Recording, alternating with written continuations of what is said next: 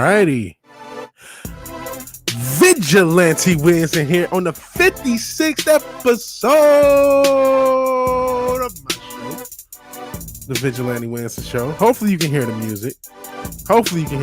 For a second you couldn't hear me. It was a little technical hiccup.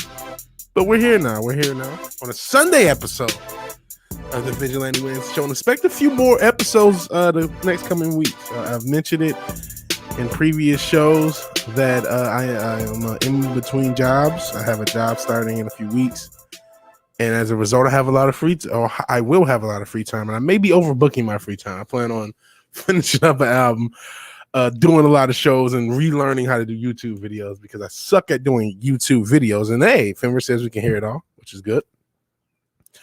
I suck at doing YouTube videos, and I'm watching. Obviously, the Wake Down just did the video for me with Rugrats, and that was great. And the Wake Down does good stuff. And I'm watching the Nerd Porio life form, and he's already at close to 200 subs, and way less time than it took me. I had to stream with a bunch of people pretty much every day, hours and hours, streaming like 20, 30 hours a week between my channel and other people's channel to get to that level. And I didn't learn how to make videos in the process. And I'm watching like, the next generation is already better at making videos. So I got to make more videos. We're going to try a few different formats, and I'm going to do more streams over the next coming weeks. So that's going to be exciting. I appreciate everybody here. We got a lot to talk about. Got to talk about me being right about the OneRing.net. The fact that Cruella is getting a sequel. The new Captain America, who's named at the ball sack. Shout out to Fimber and Dazzling Kate for smarting me up on this. I was watching the stream that he had with Dazzling Kate talking about the power woke holes. It was a table read of that terrible script. I thought that was very interesting. And then we got a few other just interesting stories. All right. Technically, the very first stream I appeared on outside of my channel was actually a Sweetcast. He just happened to toss a link in the chat, and I just hopped on. But as far as regular streaming, I really think it was Wes Moody. I really think that was the first person. I can't remember specifically. I know I streamed with Captain Trek at one time before. I did a lot of the Nerdrotic member streams, but I feel like Wes Moody was one of the first, and then Culture Casino, and then obviously Comics Division, and that's where I got a lot of my viewers and a lot of my fans from streaming Comics Division. That's still where most of my fans, or the shout outs that Gary from Nerdrotic has given me on his channels. So as far as doing regular streaming, it would have been West, but the very first stream of any kind I did outside of my channel was with Sweetcast. I actually tweeted a couple last week or something, like because he hadn't done as many streams in a while, and I was saying, you never forget where you started. I just kind of promoted with his stream. I don't think he remembers that though. Hell, Brightest Day, another YouTuber who is a lot of these channels that are started after me that are a lot better than me. Along with Fimber, Nerd Porio, Wake Down, Hell 6. Shout out to the moon. So yeah, let's start with this OneRing.net, and let me just see if Bounding had a specific to this. I'll actually get into something else with Lord of the Rings that Bounding had, but I don't know if they had a specific story for this. So I'm probably just going to use the Twitter. Some elements of the Twitter thread that I can find. I'm not sure how much of it's still up to kind of go through the story. What in the world? Ellie Kemper is a KKK queen. Sorry, I'm looking on Bounding as I look for this. What in the world?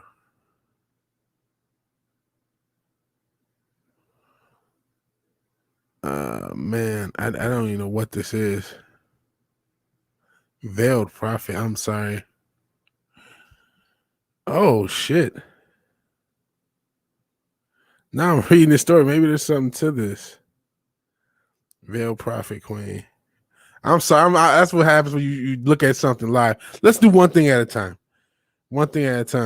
And yes, man, you guys, all of you guys are doing things that I should have done, and I have to now redo. Like with you have the Gunpla thing. You guys stick to a thing, or Nerd Porio, he does a lot of nostalgic stuff, and a lot of almost semi-documentary style stuff. The Wait Down's obviously really good at editing.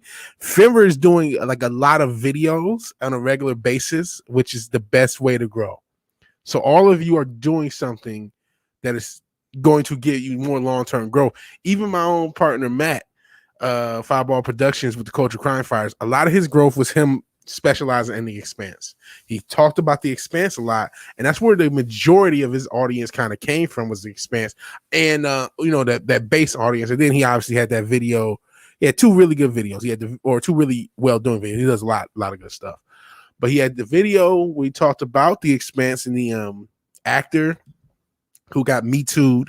And then the real, the video that did over 100,000, I think it was like 150,000 for him, was when he talked about Bill Burr and giving his comments on the Gina Carano thing. He did it before anyone else. And, he almost didn't get his credit, but, it worked out. And actually, I'm going to cover this Ellie Kemper thing. But let's get to this One Ring. So, speaking of the Culture Crime Fighters, Wednesday, this episode, we were talking about the OneRing.net, and these are actually some of the comments we were talking about.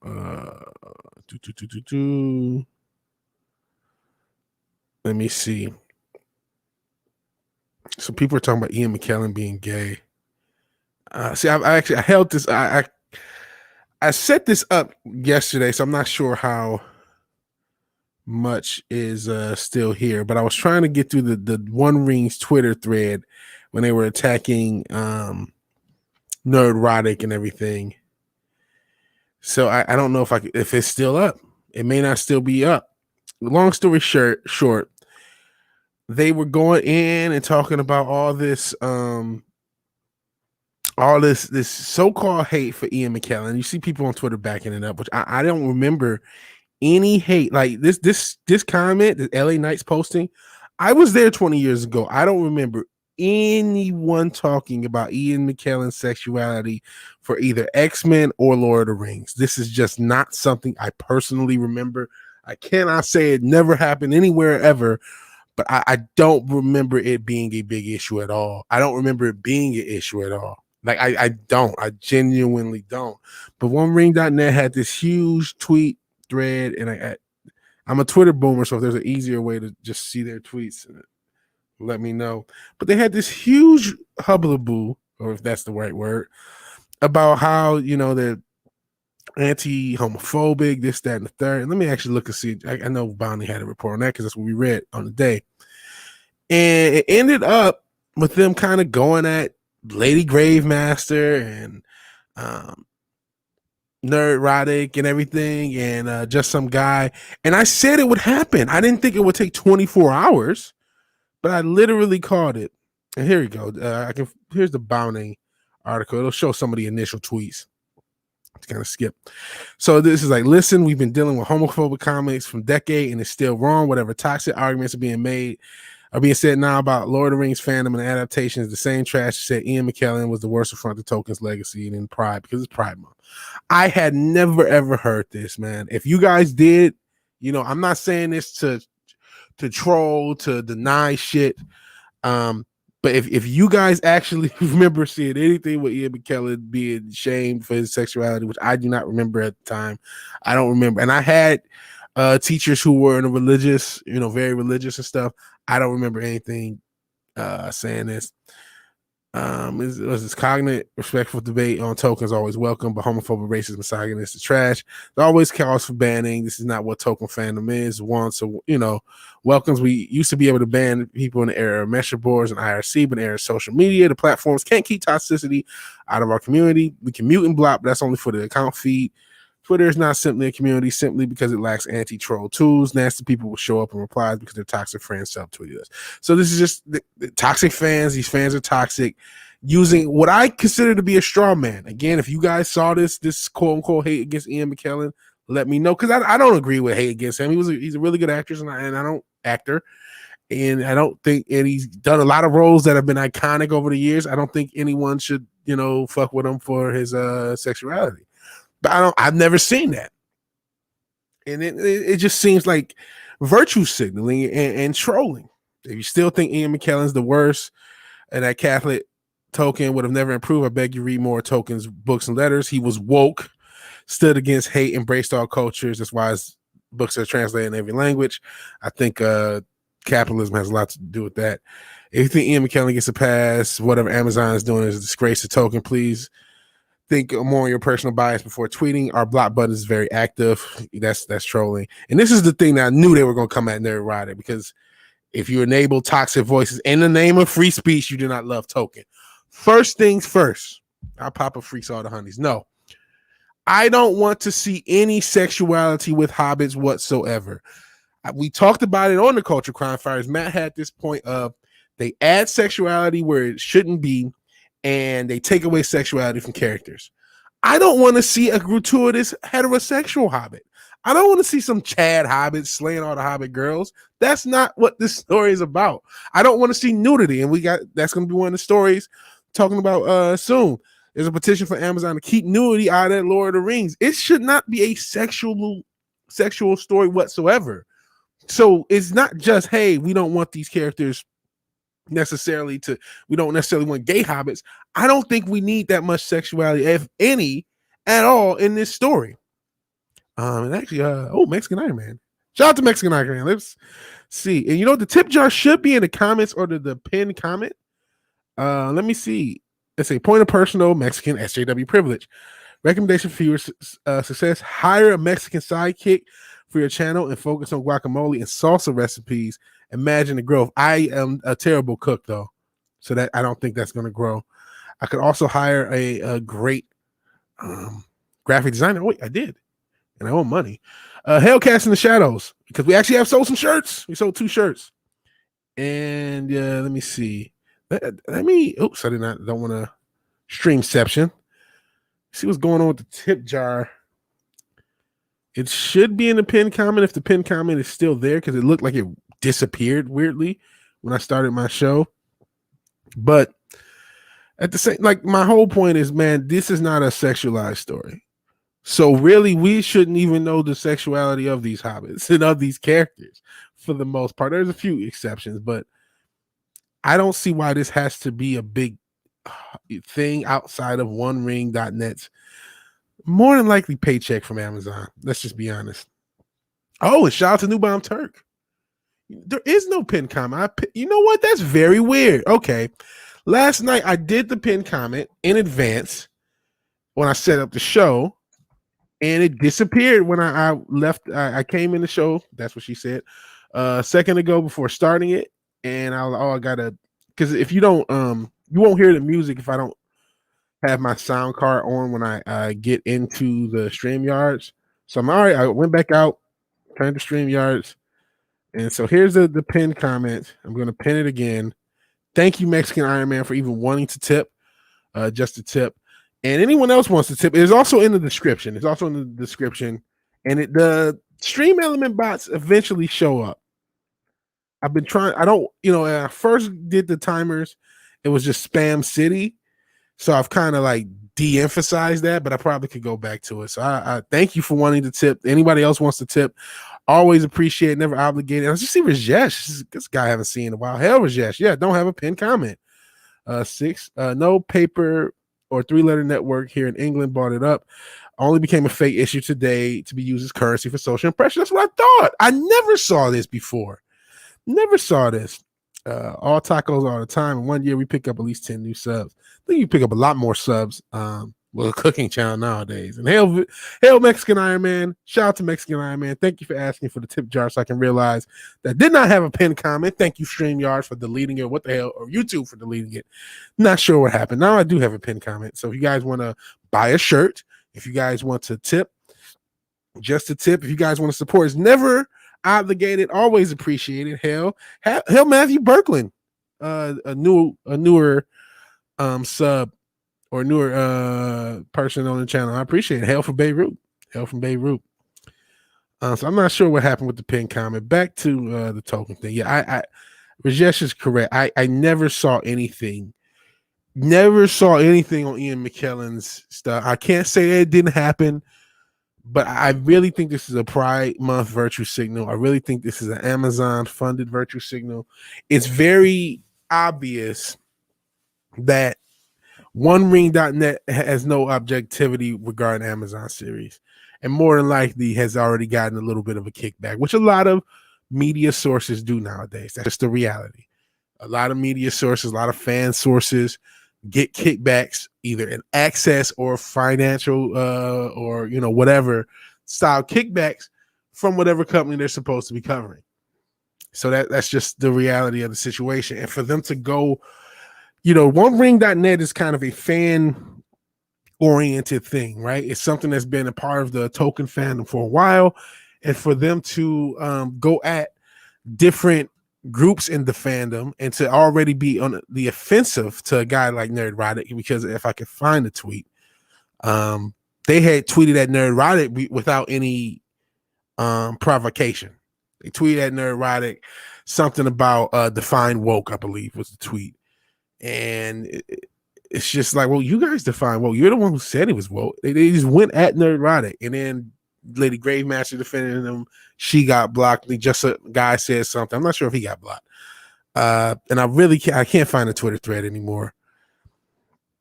But again, my whole point was I called it. I said it when we were covering on the Cultural Crime Fighters. They're going to go at other YouTubers, particularly just some guy in Erotic, because of their criticism in a close. And yeah, it did go through. So let me just see the tip. But yeah, I knew that would happen. And thank you for the tip, $4.20 from Mexican Iron Man. He says, support diversity and inclusion, hiring a Mexican as a taco farmer today. I don't know. I think that'll go the wrong way with the Wokies, but I appreciate it. Thank you, Mexican Iron Man, for the super chat. Always great. Always great, man. Lord of the Soy, Hellions, Peter, Manly Man, of course. Bring back my door. Bring back my door. But yeah, it did go through. Thank you, Mexican Iron Man, for the tip. And as people are starting to kind of filter in, I really appreciate all the support. Please like and share the video. Like, share, subscribe. It's never obliged, but sharing is indeed caring. So feel free to share. But this One Ring thing is not new in general. This is something that's been happening where you have a media source attack the fans and use false This is a false accusation. To accuse token fans of homophobia is false. That's completely false. It's categorically false. That's not to say there's no corner of the fandom ever anywhere, but I just have never seen this. This has never been a deal. And they're making it into a big deal. And that is false. But this is not new. It's just new to this franchise. Token had been pretty clean from this before this Amazon thing happened. And before Amazon got a lot of part of it. And apparently, with them Amazon buying MGM, I guess they get distribution rights with that for Lord of the Rings. So the OneRing.net, they're attacking people for, so-called homophobia, which didn't exist because they don't want gay hobbits. And again, it's not just gay hobbits. They don't want gratuitously straight hobbits either. There's a petition calling for Amazon to keep nudity out of the Lord of the Rings. This is not Game of Thrones. It isn't Game of Thrones. Nobody wants Game of Thrones. Nobody wants this overly adult, overly sexualized, overly ridiculous thing. We don't want what happened with the Power Woke hoes, as Dazzling Kate would say. And Fimmer did a stream with her talking about how everything was like sex and debauchery and failure with the Powerpuff Girls. We don't want to see that trend in other franchises. And again, Token had the three really well done movies. You have the book series. You have like this kind of purity. There is no prequel trilogy or no sequel trilogy for Lord of the Rings, at least not yet. There isn't anything to kind of destroy the sanctity of that franchise yet. And it wasn't a sexualized franchise. There was no sexuality in this franchise. Homosexuality, heterosexuality, any type of sexual, it didn't exist because everything doesn't have to be sexual. Yet we remember, I think it was last year, it was announced that Lord of the Rings had an intimacy consultant for the nudity. Why is there nudity in Lord of the Rings? Why would there be nudity in Lord of the Rings? And it's all connected, it's over sexualization. If you don't like it, you're not a true fan. No true Scotsman's fallacy, because you don't want gay hobbits. Or really, like I said, I don't think anyone wants to see some Chad hobbit screwing all the ladies either. That wouldn't work. That's not a part of it's not a part of the lore. And real quick before I go into this article, I like seeing what the chat's saying. You guys are pretty active. Didn't YouTube's new terms and services terms and conditions kick in recently? Shortest all times in advance. Have another 24 days of prior to tax. Beware. Yeah, you're right about that. Hell, Alexander Vidakovic. Sorry, I messed it up. Good day. I'll be lurking. Listen to the stream. Got some work to do. Hey, nothing wrong with lurking. I lurk on a lot of streams, so lurking is working. And yes, this is ridiculous. Wookiee Lives Matter is insanely ridiculous. And you're insane, right? New bomb.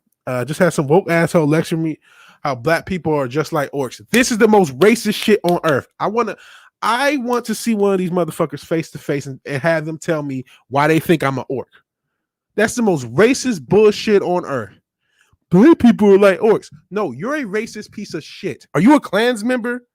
Like, why do you think this? Where did you make this connection? This is one of the first videos I talked about when I actually did videos.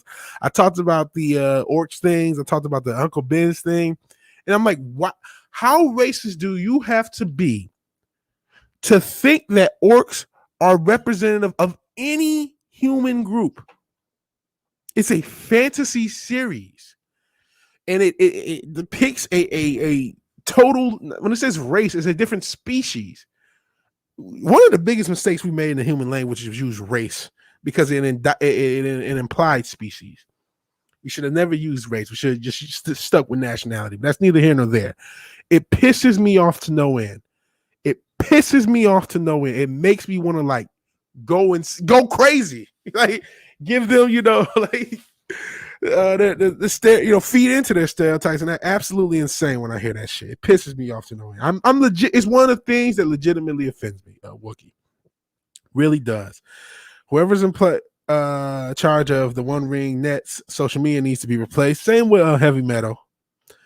If Lord of the Ring was written by a China man, I don't know if you guys can say that, but it was written by a Chinese person. Think this would all happen? Probably not, because you have to stop Asian hate. And I'm not saying you should. I mean, I don't want people to hate anyone based upon any group, but the stop Asian hate thing, I think will go into don't criticize China. Newbound Turk saying, hey to everyone. Hell Cam. And yeah, get rid of these people ruining these crap. Absolutely. And Wookiee Lives Matter says, that's what I said. Yeah. And the dude said it to you in real life. God damn. I want to kick him in his fucking head. And you know what, Bryce? I don't necessarily agree with everybody's a little racist. I've heard people say that. I don't necessarily agree with that, because a lot of people are apathetic towards this shit, man. Too many soy nerds. They think viewers are going to be happy watching girly romance novels, and then it's what's going to be made. I have an opinion on why it has to do with orcs' facial features. It makes them more racist than the people who claim they're racist. And Rajesh says, weren't orcs representative of Tolkien's idea of machines? I didn't know that during the Industrial Revolution. I'm not a diehard Tolkien guy. I watched the movie, so I'm not as into the lore as everyone. I've never read the books. But I wouldn't be shocked. That's an interesting thing. All right, let's get into this petition that is calling for Amazon to keep nudity out of the Lord of the Rings series. The Change.org petition was created by Catholic Mings and is directed at Amazon Prime and Lord of the Rings director J.A. Bayana. Sorry if I mispronounced that name. The petition reads, Amazon Prime has an upcoming Lord of the Rings series set before the trilogy, and they have hired intimacy coaches, I referenced that earlier, and have asked actors be comfortable with doing nude scene and casting. Another note about the show, apparently they spent I think it's over 500 million confirmed, and Gary actually thinks it's closer to $1 billion without anything being produced. They spent a lot of money on this series. Nothing to show for it. Tolkien's work is truly wholesome. It's packed with incredible Christian symbolism. He was a devout Catholic, and his memory does not need to be stained with gratuitous nudity or even nudity in the slightest. It continues. It concluded, Tolkien's creations have always been mostly family friendly. Keep it that way.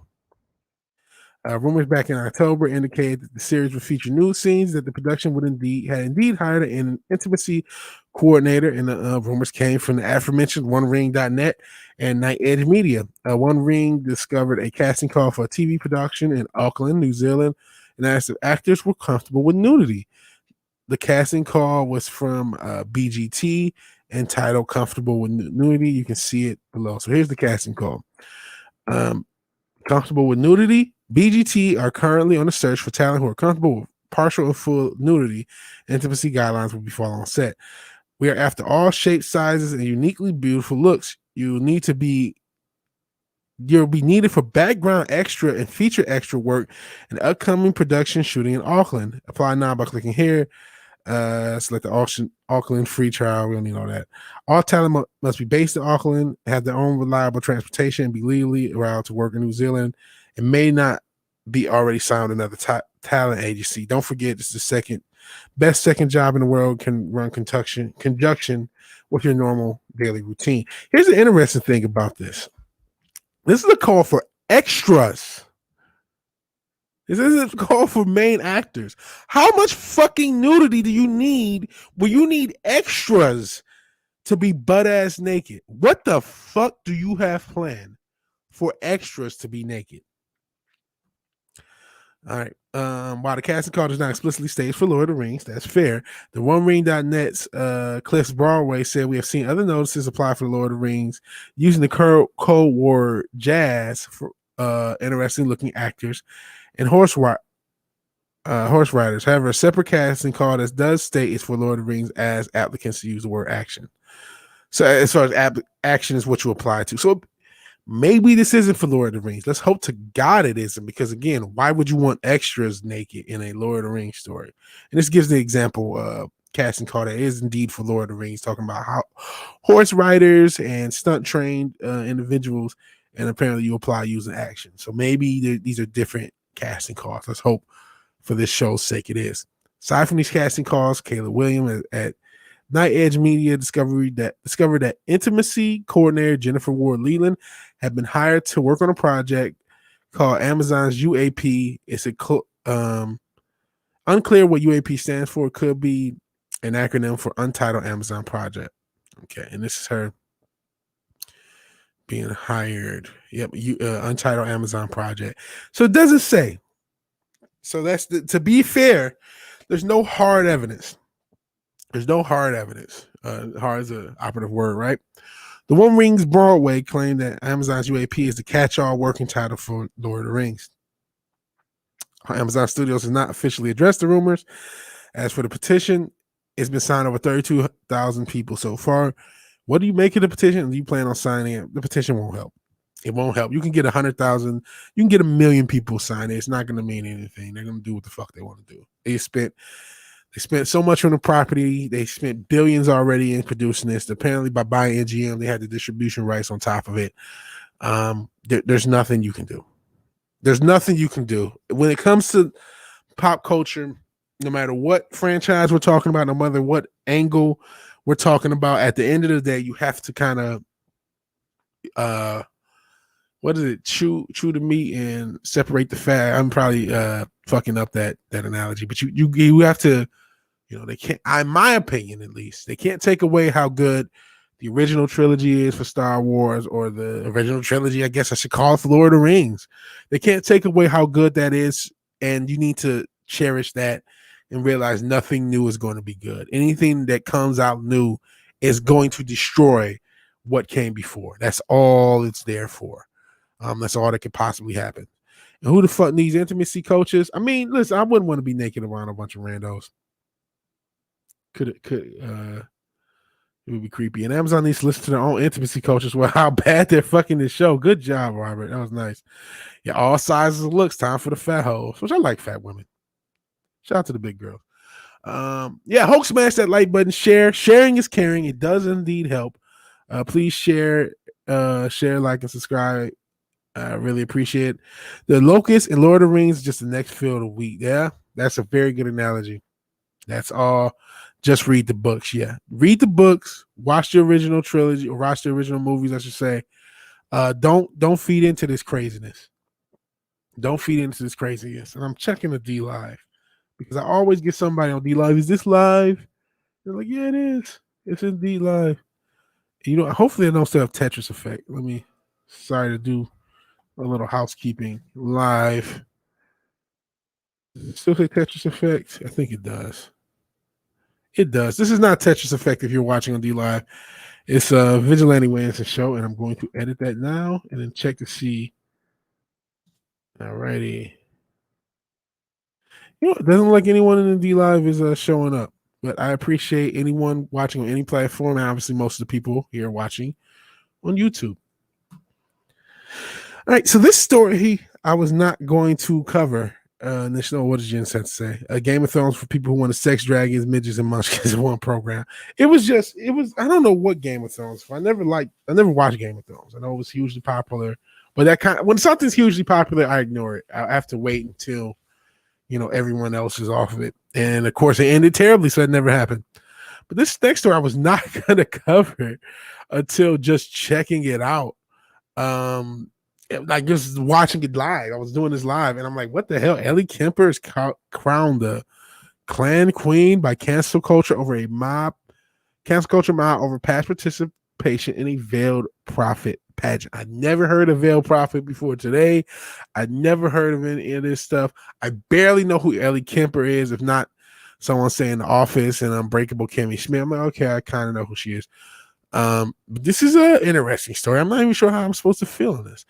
Actress Ellie Kemper, known for her roles in The Office and Unbreakable Kimmy Schmidt, had been crowned a Clan Queen by left-wing cancel mob after a picture from 1999 in which the actress can be seen winning the title of Veiled Prophet Queen of Love and Beauty at that year's Veiled Prophet Ball event resurfaced online. So this is her in 1999. And this is the Veiled Prophet Queen. I don't know who they are.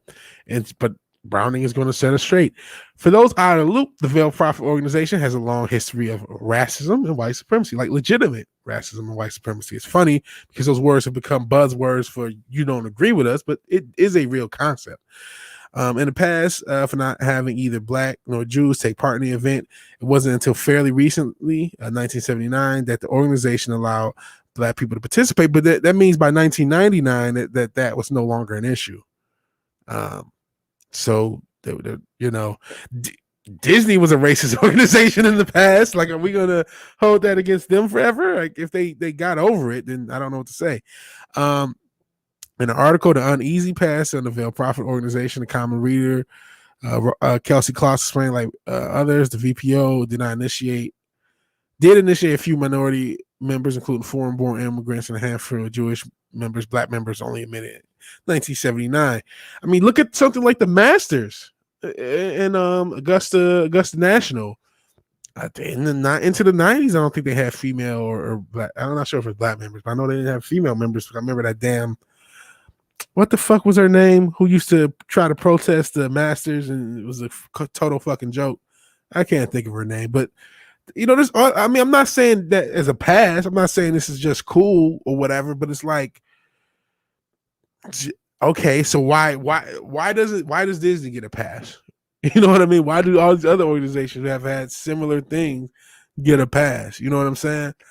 She had nevertheless nearly a century of protests by racial activists demonstrate that for many St. Louis, the VPO's uneasy particular relationship with race in particular has left it vulnerable to criticism. And then these people say, I wanted her to come out and publicly unclaim it. I mean, I don't know. Since the picture of Kemper resurfaced on Twitter, the cancel culture mob has been having a field day, calling the office out for participation in the pageant 20 years ago. Kemper, the actress who played Erin Hannon on The Office, I didn't really like the American Office, I like the British one better, sorry. And Unbreakable Kimmy Schmidt, which I never saw, has been outed as a Klan princess. Tweet by Here's My Spout, accusing the actress of being part of the Klan, which again, listen, I'm not saying that organization didn't have a history of racism. It obviously did, and it's not fucking cool. And I'm not, I don't want to say that shit, but I'm also like a guy who says, if this organization doesn't want me, fuck you. I don't want to be a part of it. And it just seems in bad taste to just like put everything to this organization on her, especially when it was 20 years after they had already started admitting people of different ethnicities. So it's like, it's not like she was a part of this while this was actively discriminatory, and she was only 19. Like, what the fuck? It's obviously effed up that Ellie Kemper won prom queen at the St. Louis Racism Convention. Adding is extremely funny to me on Twitter. Airing her dirty laundry was apropos of nothing. Like someone woke up on this fine Memorial Day and just said, just went. Today I come from Kimmy Schmidt. That's what it kind of feels like. Someone said, today I came from Kimmy Schmidt. Ellie Kemper was either in a racist cult or one of those we're so rich we do weird shit groups. She was either going to purge parties or Klan rallies. I'm sorry for laughing. Either way, it's not looking so good. Oh, man. I hope this isn't the guy, because this little thug-looking motherfucker who's worried about Kimmy Schmidt and her pageants when she was 19 is pretty weird. Not y'all defending Ellie Kemper for being in the Klan for saying she was only 19. Shut the fuck up. I don't really care. I'm only covering the story because I just think it's fascinating. Claiming to have grown up privileged like Kemper, gave an interesting take. As someone who did the rich kid private school BS, I promise that not many people know what veil profit is, but everyone who does know knows it's racist. This isn't speculation. She definitely knew. She might have known. But again, apparently they had already started allowing people of different groups in by that time. So I don't know. Ellie Kemper was a student at Princeton. The same time she won a Klan project.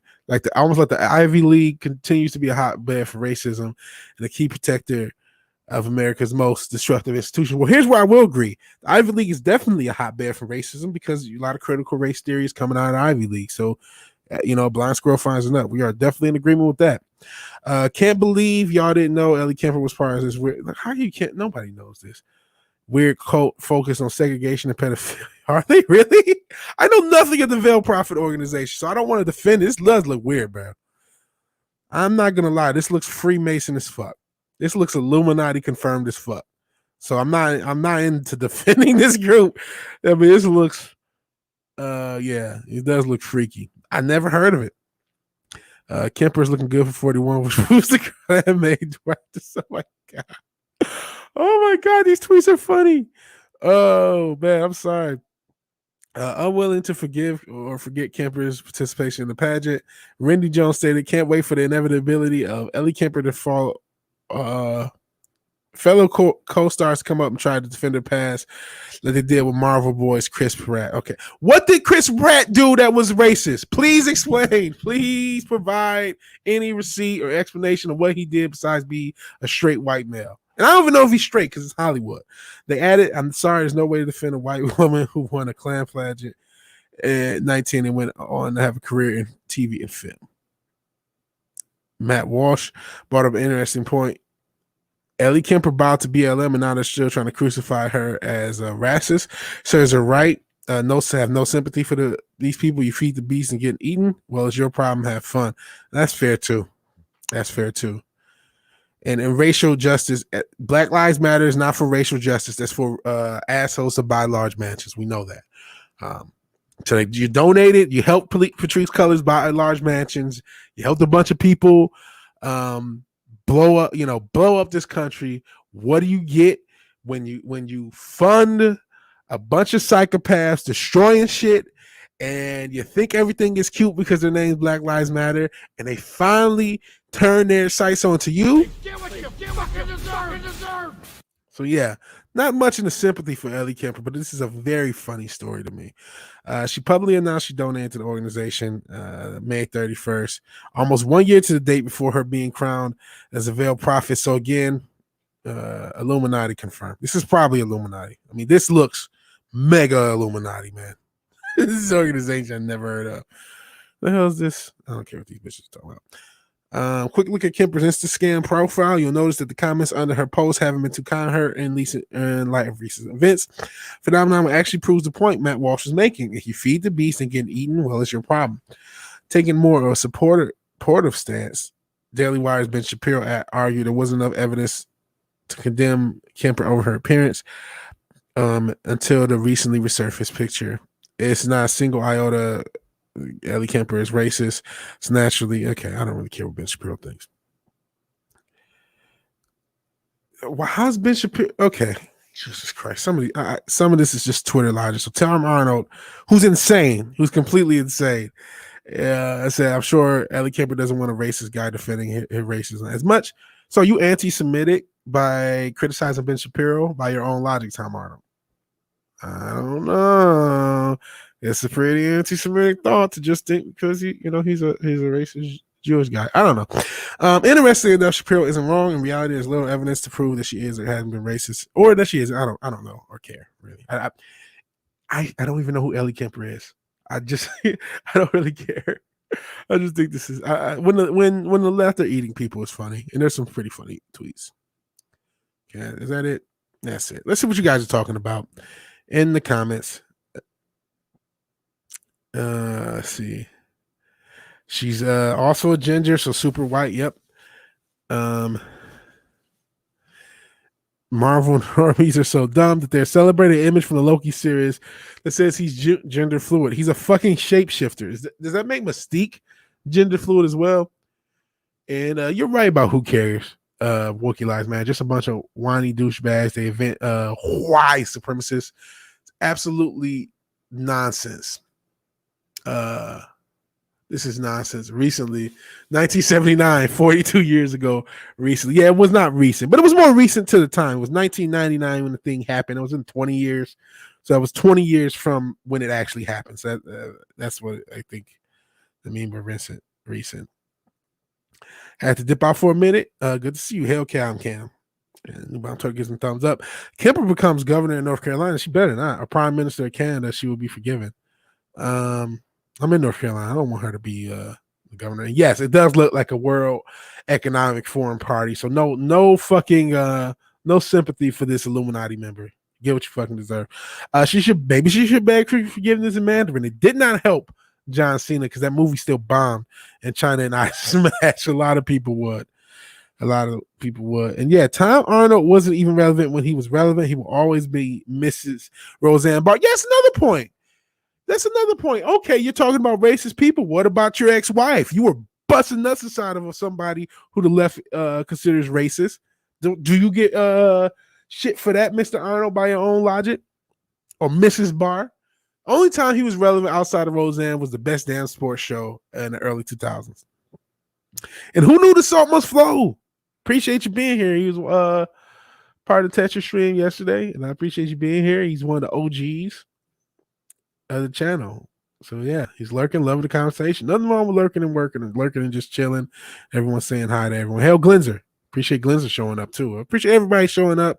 Again, like, share, subscribe, all that good stuff. And let's check the D Live, and then we'll go into the next story. Nothing in the D Live. No errant comments or errant super chats or tips, whatever you want to call it. So let's talk into something that I'm honestly sort of surprised at. I shouldn't be. I shouldn't be surprised. This is not the first time this has happened. But Cruella has a sequel. This movie cost $200 million to make. I don't know why people have said the license for music, but it cannot be that expensive because there's been too many movies that have been music heavy that have not cost $200 million. So $200 million on a movie that only made 27 the first week. I'm not sure what it made this weekend, but there's a sequel for it. That's insane to me. That's beyond insane. But the Hollywood Reporter says Cruella's sequel is in the works at Disney. Now, sometimes they do announce sequels in order to give hype for their current offerings. And maybe that's what this is. It doesn't mean that it will get made. But let's talk about it. Dalmatians are proven to be Disney's new best friends. As Cruella heads into the second week, the Hollywood Reporter has learned the studio behind the Emma Stone star is in early development on a sequel. Cruella director Craig Gillespie and the screenwriter Tony McNamara are expected to return for a sequel to the film that stars Stone as fan favorite. I don't know about that. 101 Dalmatians villainess Cruella DeVille. Cruella debuted May 28th, and simultaneously in theater and Disney Plus, which I can't believe anybody would pay the $30 on top of it to watch it with Disney Plus, but people did. Under the streaming services premium access tier, making it available to purchase for $30. Plus, you have to pay the monthly subscription fee. In a few months, it'll be available anywhere. So it's very silly. Is earned about 50 million globally and received positive reviews. I don't know about that. Positive reviews from Shield Media, which cannot be trusted and has already paid off for a 70s punk rock aesthetic. We are pleased with Cruella's box office success in conjunction with its Disney Premier Access performance to date, says a Disney spokesperson in the statement. The film has been incredibly well received. That includes a 97% audience score from Rotten Tomatoes, in addition to A's in every demographic from Cinema Score on opening weekend, ranking it amongst the most popular of our live action reimaginings. We look forward to a long run as audiences continue to enjoy this fantastic film. Wow, that's a lot of show. Now, we know Rotten Tomatoes is not the most honest organization when it comes to their scores. But if it does have a 97% audience scores, maybe they fooled the normies. Hey, the normies are not going to always have our sensibilities. And to be fair, I've not seen the movie. I have no plans to see it because I think it's a stupid idea. But if it's popular enough, I guess it just doesn't seem like it's making the money. I don't even think this will make the money back. So I don't know why it has a sequel. Disney has found success. I don't know about that. Mining its beloved animated features for live action. Alice in Wonderland. I don't even remember Alice in Wonderland. That them remaking that in the live action. I totally don't. I do remember Maleficent. I don't remember Cinderella either. Honestly, I do remember Beauty and the Beast. That was huge. Aladdin was huge, and Lion King. Those three movies were absolutely massive hits. So I understand if you wanted to do that. So they're also going to do Pinocchio, Peter Pan, and Wendy. I didn't know, and I do know about The Little Mermaid. So these are the other live action remakes. I think I didn't know they did a Cinderella and an Alice in Wonderland, but I just remember all the other ones. I know they did Dumbo, which isn't mentioned. I just thought these live action remakes were all trash. All trash. So, shout out. Looks like more people are showing up. Rocky. I guess that's a footballer. I don't know who that is. Sorry. Hey, my salty friend. I'll pass on the movie based around a character who's known for one of the skin puppies from a coat. Thanks anyway. Yeah, how do you make her likable? Who wants to kill puppies? That's like the worst thing you could possibly do. She's a very sociopathic person, but she's a woman. Therefore, Cruella, and this is why soy nerds are being made to go and watch girly films. Brutal Morningwood. He's popping up late, but he's popping up. Hey, better late than never. We still got a lot of show to go. Does Cruella walk around with 101 poop bags? Maybe. Well, no, she's a sociopath. She just skins puppies alive. But it's because puppies, Dalmatians killed her mother, which is a terrible idea. Terrible idea. Like, who wrote this shit? I guess it was the Nakamura guy. Was it McNamara? I said Nakamura. Oh, that's what I almost said. Shout out to Shinsuke. Tony McNamara. He's the asshole who wrote this shit. Hey, Brutal. People saying Brutal. Oh, Glenzer. I don't know. Of course, Disney wants to make sympathetic. I got to stop Asian hate on that, but you guys saw the comment. I hope you're wrong. I don't know that you are. So yeah, I can't believe Cruella has a sequel coming. And did anyone here see this movie? I don't think anyone would want to, but I know some of you guys and gals, well, not too many gals, but some of you guys have kids and stuff like that. And maybe this is something you would have shown them. But did anybody see Cruella? Because it's a bit unfair to just say it sucks, it's stupid, without saying it. That much I'll admit. I mean, I have no desire in trying to see somebody who, again, wants to skin puppies made sympathetic. It just seems very uninteresting. Smash Stone passing the movie. Yeah, I think a lot of people are in that vein. And Emma Stone is she's still cute, but she's starting to get a little older. She's starting to get in the MILF territory. No, nothing wrong with that. Nothing wrong with that. I'm in my 30s. But yeah, did anybody see Cruella? I don't think anyone did. At least I imagine no one did. But just kind of waiting.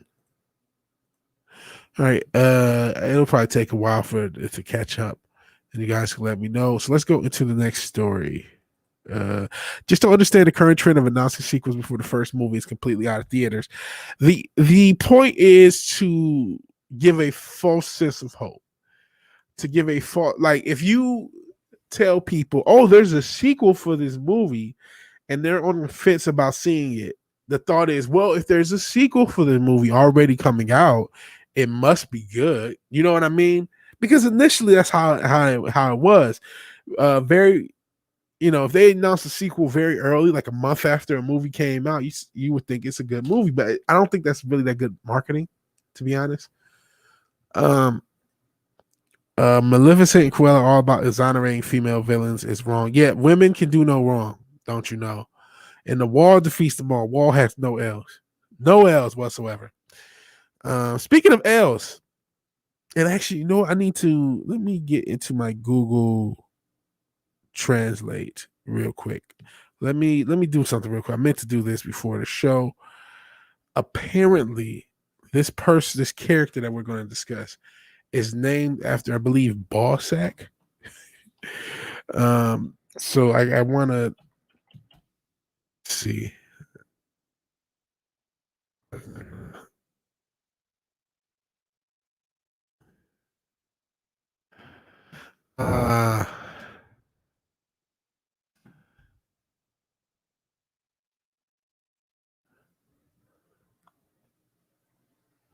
I'm sorry for the delay.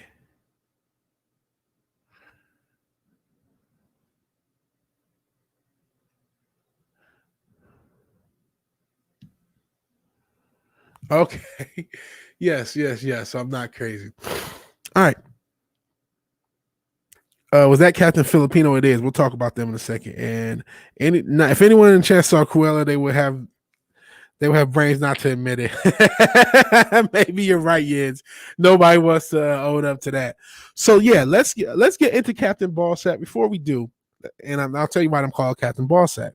So Ari Agabayani. I'm sorry if I mispronounced the name. I'm not trying to perpetuate Asian hate. I just can't speak language.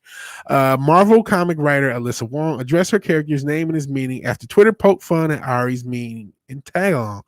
Alyssa tweeted, I will also clarify something about her name, which is Ariel Agbani. She's named after a few Phil Am friends with help from my Phil Am fan. Or maybe they trolled you.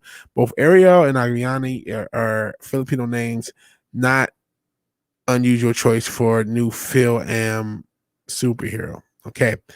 Alyssa Wong felt the need to clear up her Marvel superhero's name after it was a mixed reaction on Twitter.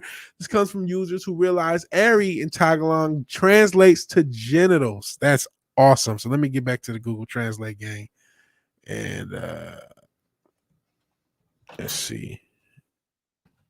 Oops.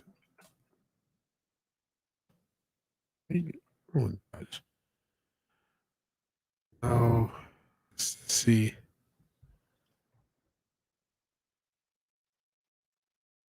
Oh, it's not going to let me. Oh, yep. There we go. Genital organ. Genital organs. Yep. Aries translates into genitals. This motherfucker named her character Genital. What a dumbass. What a dumbass. I'm sorry. Oh, man. One joke that the name's meaning, but Ari is still the name. LOL. You can still call it Genital. See, I like it, Ari. I know what it means. I laugh because I know it means genital in another language. Seems for Filipinos based in the Philippines, the name choice is no big deal. As a native speaker, I don't remember using the word up until now. Okay. Well, I don't know. This is the focus.news. I don't know how accurate this is, but yeah, whatever. I'm not Filipino, so I don't know either way. So the username Ari, based in the Philippines, comment on the name, rolling my eyes over people so pressed about the names. Most, I guarantee, aren't even fluent in Tagalog or only know so much about Filipino character. No one has ever made fun of my name here in the Philippines, nor other people with the same name. So what the fuck are they talking about? So okay, so people are fighting back against it. It's still stupid.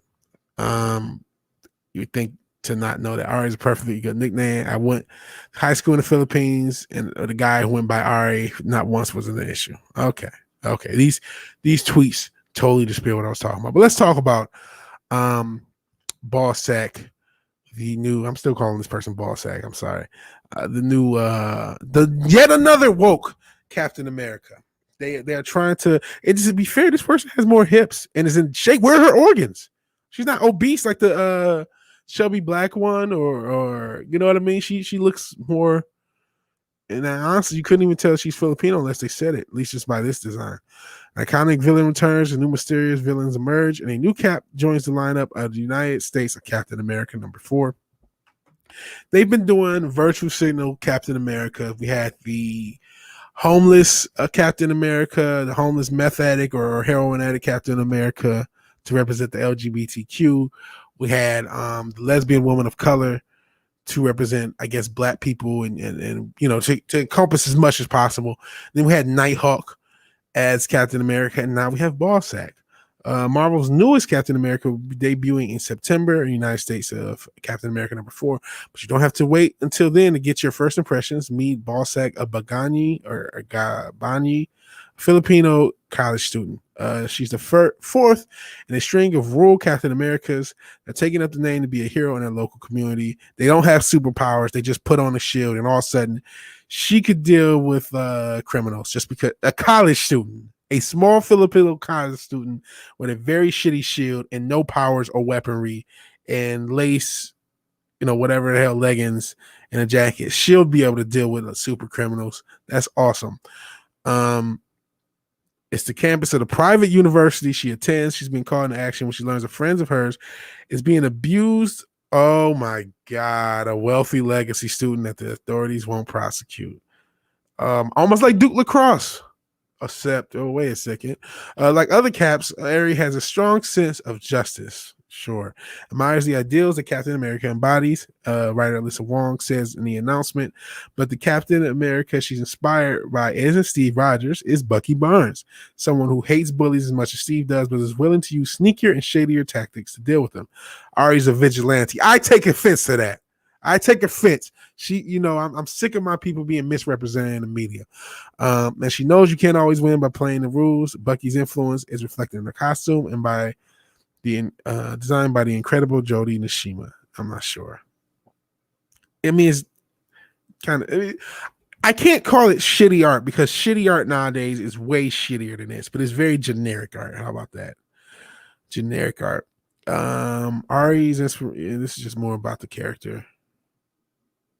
Chris Arant. I don't know him. This kind of gives a rundown by the character. We had Aaron Fisher, LGBTQ teen who protects unhoused runaway teens on America's railways. So he's homeless and he looks like a meth addict. Nichelle Wright of Harrisburg, Pennsylvania, who works day and night to bring change in a world where she feels defeated.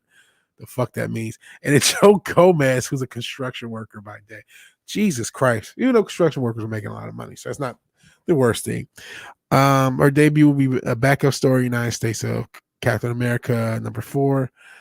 Bucky and the other major caps, Steve Rogers, Sam Wilson, and John Walker, will continue the serialized lead story that has them hunting down Captain America's shield, which was stolen. Iron Man writer Chris Cantwell and artist Dale Inglesham are writing United States Captain America's lead story. Okay. Let's see what you guys are talking about. The problem with prequels is the audience has to know the protagonist. The audience knows the protagonist has to survive, just like the Star Wars Episode 1 and 3. Everyone knew Anakin and Obi-Wan weren't dying. Very true. Well, Anakin sort of dies. He gets fucked up. Ball bag. Yeah, it's around 4:20 somewhere. Dab time. So yeah, it's always 4:20 somewhere. It's always 5 o'clock. So I am completely out of anything. So I'm sober as October. Hell to that Wookiee, says Brutal Morningwood. So female captain, Filipino appropriated American comic hero, and the ball sack. Absolutely. Raspberry Widow. I've never even heard of that. You guys are all up on some new shit. Good stuff. She wears a mask 24/7. Probably got spots all over her mouth. I've banged worse. It kills me that these supposed Filipino people are trying to back up that name. You can't tell me a known translation, airy genitals, isn't something came up. They are probably American Filipinos. Lego Eyes Captain America, Lego GBTQ. Yeah, it looks like crap. Used to work with a guy who lived both in the U.S. and the Philippines. Like a construction worker. That means installing wind turbines that chops birds in half. Maybe that's what they mean. I'm not sure. They love stereotypes. These people are so anti-racist that they're huge fans of stereotypes. We're just breezing through today's show. These stories kind of, I mean, they kind of explain themselves. Okay, no tips, no D live action. So we will go back to the next few stories. We're nearing the close of the show. We still got a few things to cover. Let me close out, translate, and get back to the right screen. And start get Captain Cunt. Foreign creators make new stuff, and Americans constantly do revamps. U.S. to RIP to U.S. originality. And hell yeah, chopping birds in half is badass. DC and Marvel comics are in their deathbed. Yeah, Blizzard. Here, more to this point. This is why I thought Amazon buying MGM was so stupid. You spent $8 billion on a bunch of properties, a lot of which will not be remembered by the normal populace. Like people act like these 25-year-olds and younger know all of this shit. They know the MCU because of the MCU, but they never saw RoboCop. They never saw I may know some of the James Bond stuff, but it doesn't have the same weight to them. So you would be better off spending much less developing new properties. You could take $100 million and hire I don't know how many writers to just come up with shit. And you can then say, what's the best of this? And then we're going to spend $50 million producing a movie, maybe 100 if it takes a lot of budget. And that way, you spend a lot less money. You don't have to spend $8 billion on a dying franchise like MGM. And you can create new property that you have the ownership from jump. How did we create so much new IP in the 80s and 90s? And then all of a sudden, no human had creativity. That's bullshit. This corporate property-based, IP-based, established IP, we need new IP. All of this shit has been ran into the ground outside of wokeness, and wokeness is just making it worse. But all of this shit has been ran into the ground. We are tired of remakes, tired of reboots. We need new shit. The past 25 years, I can only think of a handful of new IP. You have Harry Potter. You have technically the Fast and the Furious series, whether you like it or not. Harry Potter, Fast and the Furious. You have the Hunger Games. You have Twilight. That's it as far as new generated IP. Unless I feel like I'm leaving something out, but for the most part, that's the new generated IP of the past 25 years. Is that MCU obviously have been established since the 60s, and what other big franchises were there? I mean, as far as genre goes, that's it. Lord of the Rings is older. You know what else considered Game of Thrones? The Song of Ice and Fire, that counts too. But you have a handful of new IP, and there were more IP created in the early 80s than we have the past 20 some odd years. We had everything from Terminator to Alien was technically 79. Transformers, He-Man, you know what I mean? There's so much IP that was created in a short period of time, and you have so little being created now, and it's because we've destroyed, we've really dampened originality in this country, and it's really sad, and it's because of the corporations and our adherence to this. I've got a hand crank Gatling gun that shoots BB. She'll shred birds like cheese. No murdering birds. The Vigilante Williamson show does not endorse birdicide. New ideas, but that means freedom of expression. Oh, that's not allowed, Rajesh. Not here in the West. Anime foreign filmmakers make new stuff. U.S. always copycatting. Example: Train to Busan is about to get a U.S. remake. The movie's a 9 out of 10. Doesn't need a remake. Yeah. It's just remakes, reboots. There's no originality out of Hollywood. The games to make story nerds, the girly stuff is the way. Yeah, this is definitely societal engineering. Definitely societal engineering at work. Brutal Morningwood. Yep. R.I.P. Beloved, uniquely American modern mythos. John Wick. John Wick is a new one too. Hey VW, Tom McDonald dropped a new Snowflake track on Friday. What did you think? I did not listen to Tom McDonald's music. No disrespect to the guy. I heard a few singles that were played on FNT, but I'm not really into Tom McDonald hardcore to know how good or bad it is. Because I've talked about this as much as we complain about a lot of this woke shit. I don't want to be CNN with a blue hair land whale as my Trump, where you just woke bad. I try to add a little bit more than that if I can. Get rid of the tracing paper soldiers. Yeah, hell Jaffo of Dick's Division. I like the Spock, Leonard Nimoy, Avatar. Rest in peace. Leonard Nimoy like the fat girls as well. All right. So we're going to get into a rumor, and I think this rumor may have even got some controversy. You guys can let me know a little bit more. So there's rumors about the Batman, and there's been a lot of rumors about the Batman, and there have been a lot of pushback at those rumors. Doomcock has provided or reported on a lot of rumors, not alone. I think it's unfair to act like it as if Doomcock is the only one reporting these rumors, but he gets a lot of blame for it, and I think it's unfair. And Mr. H has been critical of those rumors, and apparently I think Ryan Cannell, I don't know if it was this one specifically, but I overheard that he was pretty critical of some of Doomcock's reporting. But in any event, there's a rumor that Warner Brothers thinks the Batman is terrible and that they may delay it again to 2023 because of reshoots. And we'll see if that's the case. The Batman could yet again be in serious trouble, as according to a new rumor, the film has been a subject of frustration and negativity all the way to the top of Warner Brothers Studio. A source close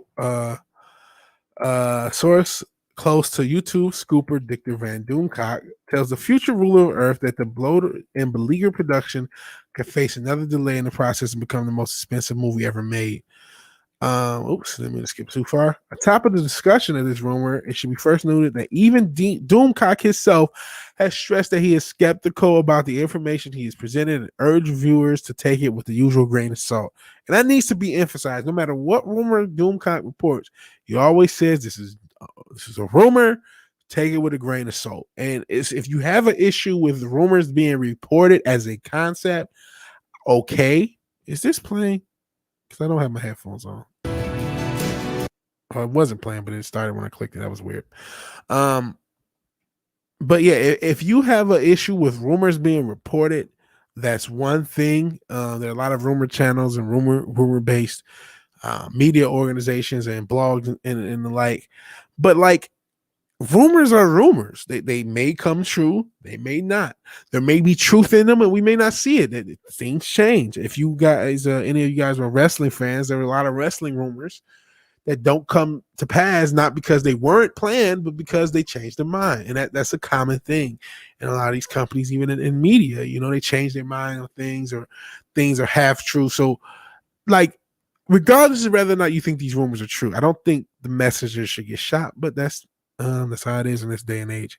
Anyway, regardless, the word from this source is that the villains vexing the Dark Knight this time are studio executives who've seen the full film and aren't happy. Following the wrapping of filming in March, Matt Reeves reportedly screened a rough cut of the film for studio executives, after which they freaked.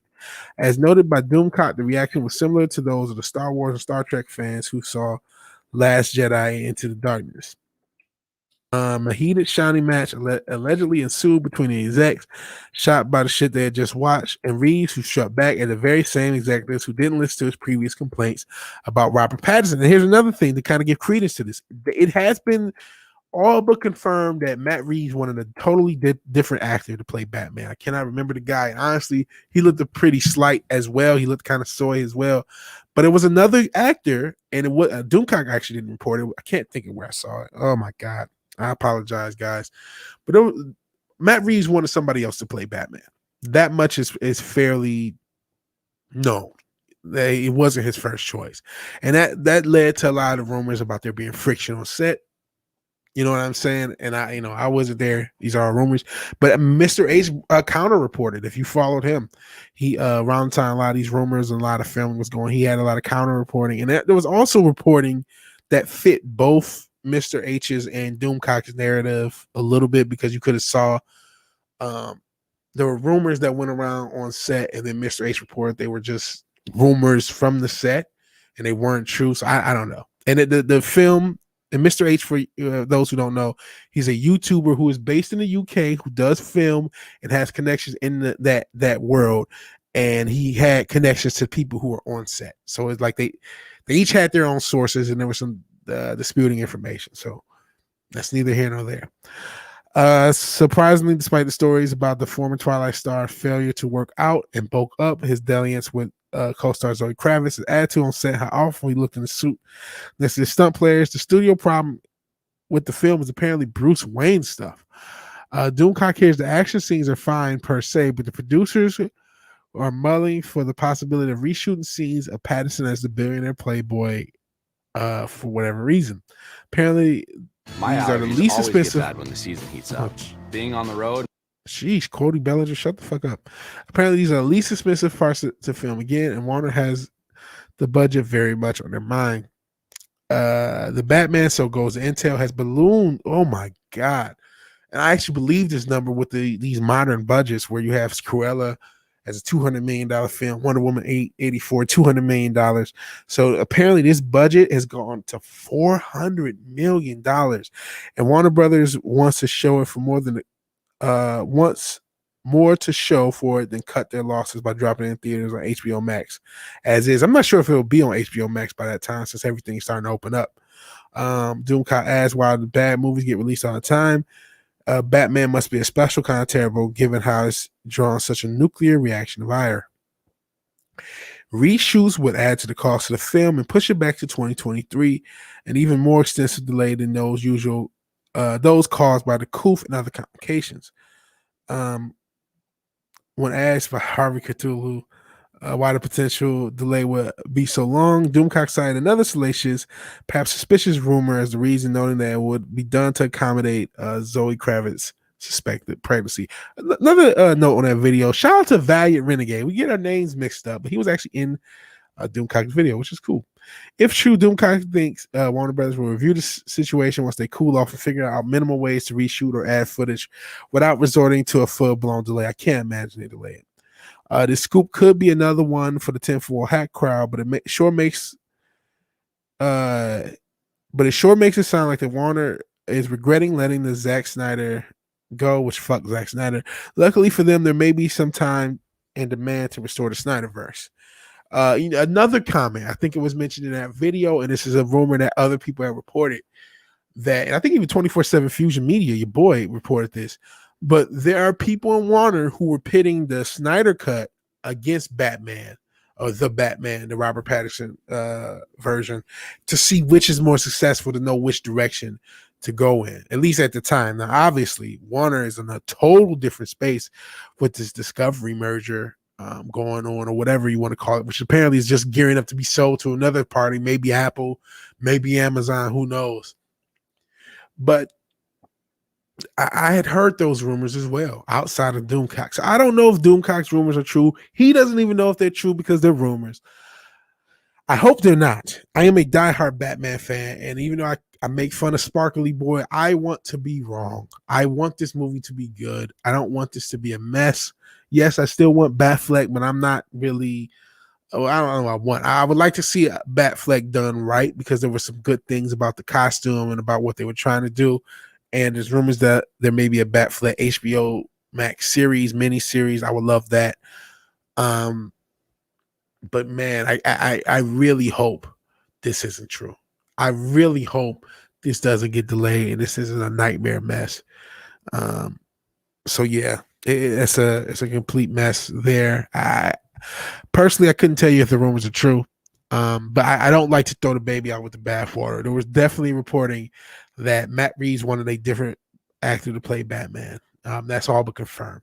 There was definitely reporting that there were execs in Disney who were not Disney, they're all the same company, execs at Warner who wanted to see the success of the Snyder Cut and pit that against the success of the Batman. So these things lead me to some, I can see some angst about this film internally. Whether or not it's so bad that they need reshoots, I don't know. Now, you guys can tell me, and yeah, I do like the new car. I really do like the new car. There are elements about it that are interesting. And I actually compared this film to a football team where everything is good, but they have an average quarterback, but they're still able to win a championship because everything else is so good. Think about the Joe Flacco-led Ravens. He really had a good playoff series. He had a really good playoff series that year, but maybe the Trent Dilfer-led Ravens is a better example, where you have a great defense, great team, great running back, and everything leads for the quarterback. Doesn't have to do anything, just not make mistakes, because there's a lot to the vibe of this movie. But that Riddler costume looks terrible. The second trailer looked terrible. The car looks cool. The costume is hit or miss. I mean, it was a different look. I hate the gun thing. God, that's stupid. It's the gun that killed his parents. Oh my God. It's so edgy, man. It's edgy, man. It's the gun that killed his parents, man. Like, shut up. It's stupid. Yeah. Man, U.S. movies were once so strong. Ghostbusters finished 1984 number 1. Gremlins was number 3. They opened on the same day. Yeah. We've done so, and I may actually show that at the end and just let you know how strong the movies were in the 80s and how much new IP came out. And I'll probably go 79 to 85 or 84. In that 5-year period, we had all the IP they're trying to remake now created. Again, I absolutely do like the new car. I like the way it's set up. This kind of lo-fi muscle car look, I really do like. Boundings following Doom's path. They just signed Patterson to a multi-property deal the other day. Did they? I see. Plus, Reddit loves messing with the fandom. Most of what Doom reports come from Reddit days before his video drops. I've heard that, but I'm not on Reddit enough to know. I do remember, but funnily enough, you say that. How I got into the fandom was the Reddit rumors about the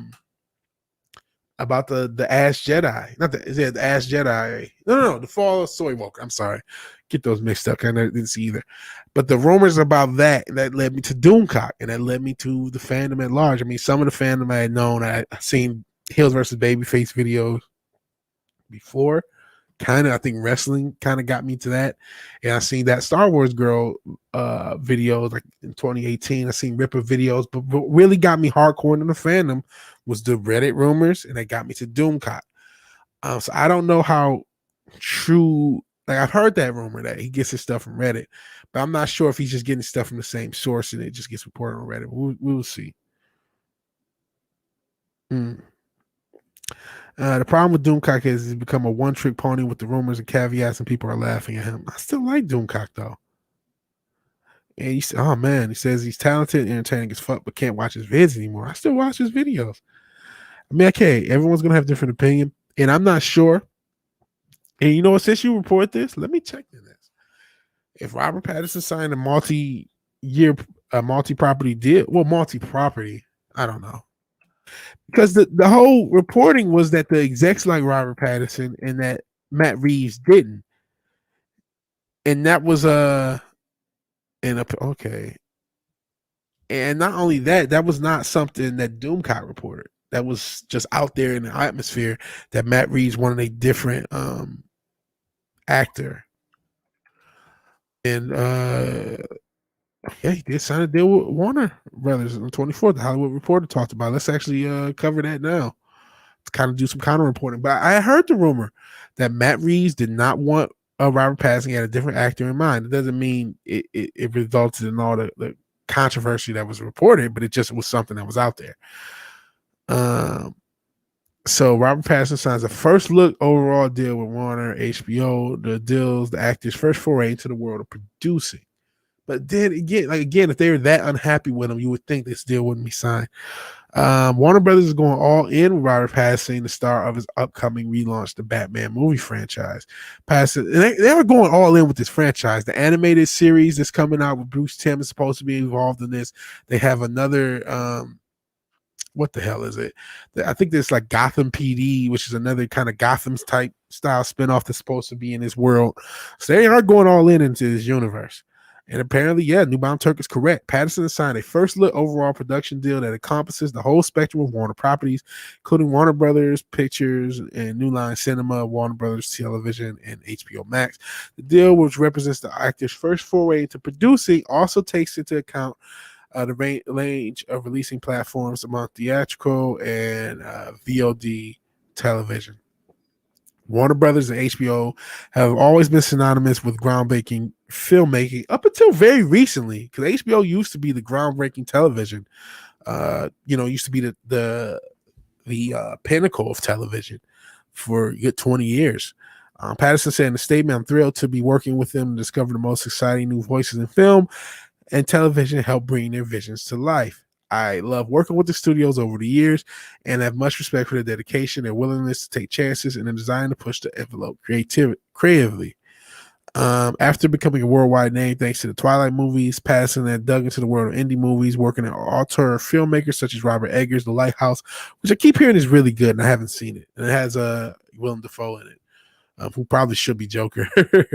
Yeah, Benny and Josh Safdie, good time. The actor had recently returned into the world of big budget filmmaking, though with directors with a singular vision. He starred with John David Washington and Christopher Nolan's Tenet, which I didn't see, which I heard mixed about. Which was released last year, and The Batman, in which Robert Pattinson plays Bruce Wayne, aka Batman, is being directed by Matt Reeves. The latter movie wrapped production earlier this year, and a new deal would appear to indicate that Warner likes what it sees so far. Exactly. That's counter to the rumor. If this deal is happening, it seems very unlikely that rumor is true. That's just being objective. Oh Lord, I said objective. If you guys watch the MF for Cocktail Lounge, we said objective is subjective a million times. We have been incredibly impressed with Rob's eye for identifying dynamic new filmmakers, said Warner's president of production and development, Courtney Valente, and New Line president and CCO Richard Brenner. I don't know where Robert came from. Maybe just saying Patterson so much. Richard Brenner in a joint statement. Additionally, he's continually nurturing exciting ideas into compelling screenplays. We're so excited that Warner and New Line will be his home, that we get to benefit from his creative and commercial passions. And they talk about his representation.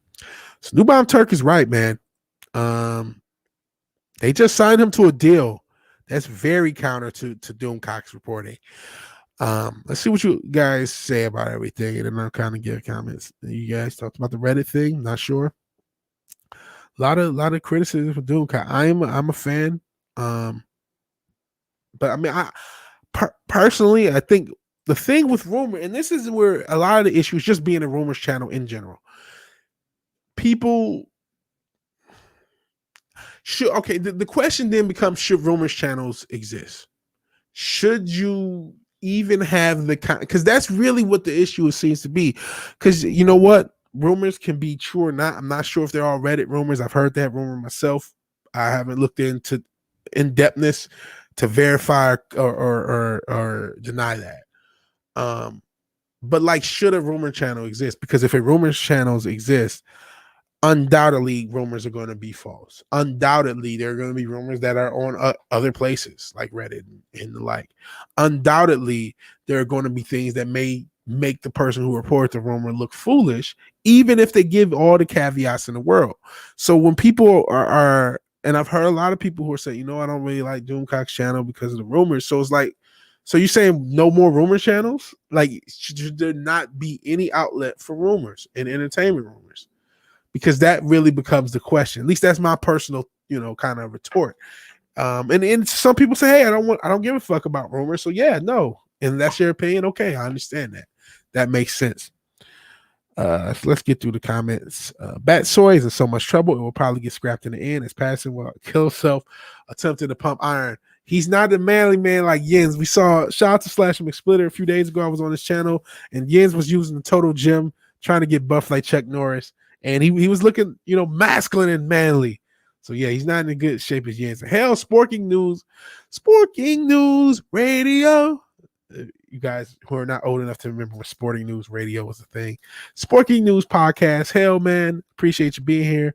I'm sure you guys are already subbed to Sporting News or Scott, but please do if you haven't. I don't watch a lot of big channels. All the best YouTube comes from channels under 2K subs. Really? I'm kind of in that lane. Like I bigged up Nerdporio, The Wake Down, and Brightest Day, Femmer, Dazzling Kate. A lot of them, 200 or less. And I'm watching a lot of that stuff nowadays. So I kind of feel you, Wookiee Lives Matter. The same crap we get called out for, we called out the left for. The news agency starts the rumor and the rest follow suit. There's a direct line from Reddit to Mike Zero. Bounding and Doom are in the middle. I see. And Mike Zero to we got this covered. But again, it's the kind. It's one thing to talk about politics in this stand. This is like independent of left and right. This is just for entertainment news and entertainment, sci-fi, geek culture stuff. Do you want rumors to be reported? That to me, that's the fundamental question. Whether you're talking about Doomcock, whether you're talking about Grace Randolph, which so Mike Zero, or someone who whatever. If you're reporting rumors, do you want that reported and reacted to? That's kind of my question to the chat, because to me, Doomcock is reporting the rumors that he gets. Rather, I don't think he's getting them from Reddit. I actually think he has sources. Maybe I actually do think he has sources. If I'm wrong, I'm wrong, but that's my belief. But my thought is like he's getting the flack for the validity of the rumor when his job is to report the rumor and say it's a rumor. So don't take a shot every time I say rumor. It's just like objective and subjective. But do you guys not want rumors channels at all? So we'll see what you guys say when I get there. And you guys are saying hi to my man Sporking. You guys are really active in the chat. Shout out to Valiant Williamson. Yeah, Valiant Renegade's about to pass me in subs. He's another channel started after mine. That's about to pass me in subs. Rumors lead to assumptions on stuff we know nothing about. Is pure speculation. So Newbomb Turk is non-rumor. And you know what, Glenzer? I was actually talking about how that's not as much the case as it used to be as far as DC animation. Because yesterday on the Tetra stream, after it ended, I was talking about how I think the DC animated films have kind of fallen off. It started off when they started to adapt the New 52 stuff. It did not really go good to me. And yeah, so Yen said he wanted the actor who played the young Beast in the X-Men films. So when they did the Days of Future Past, the guy who played Beast, that's who he wanted as Batman. He seems more Riddler-esque, but maybe.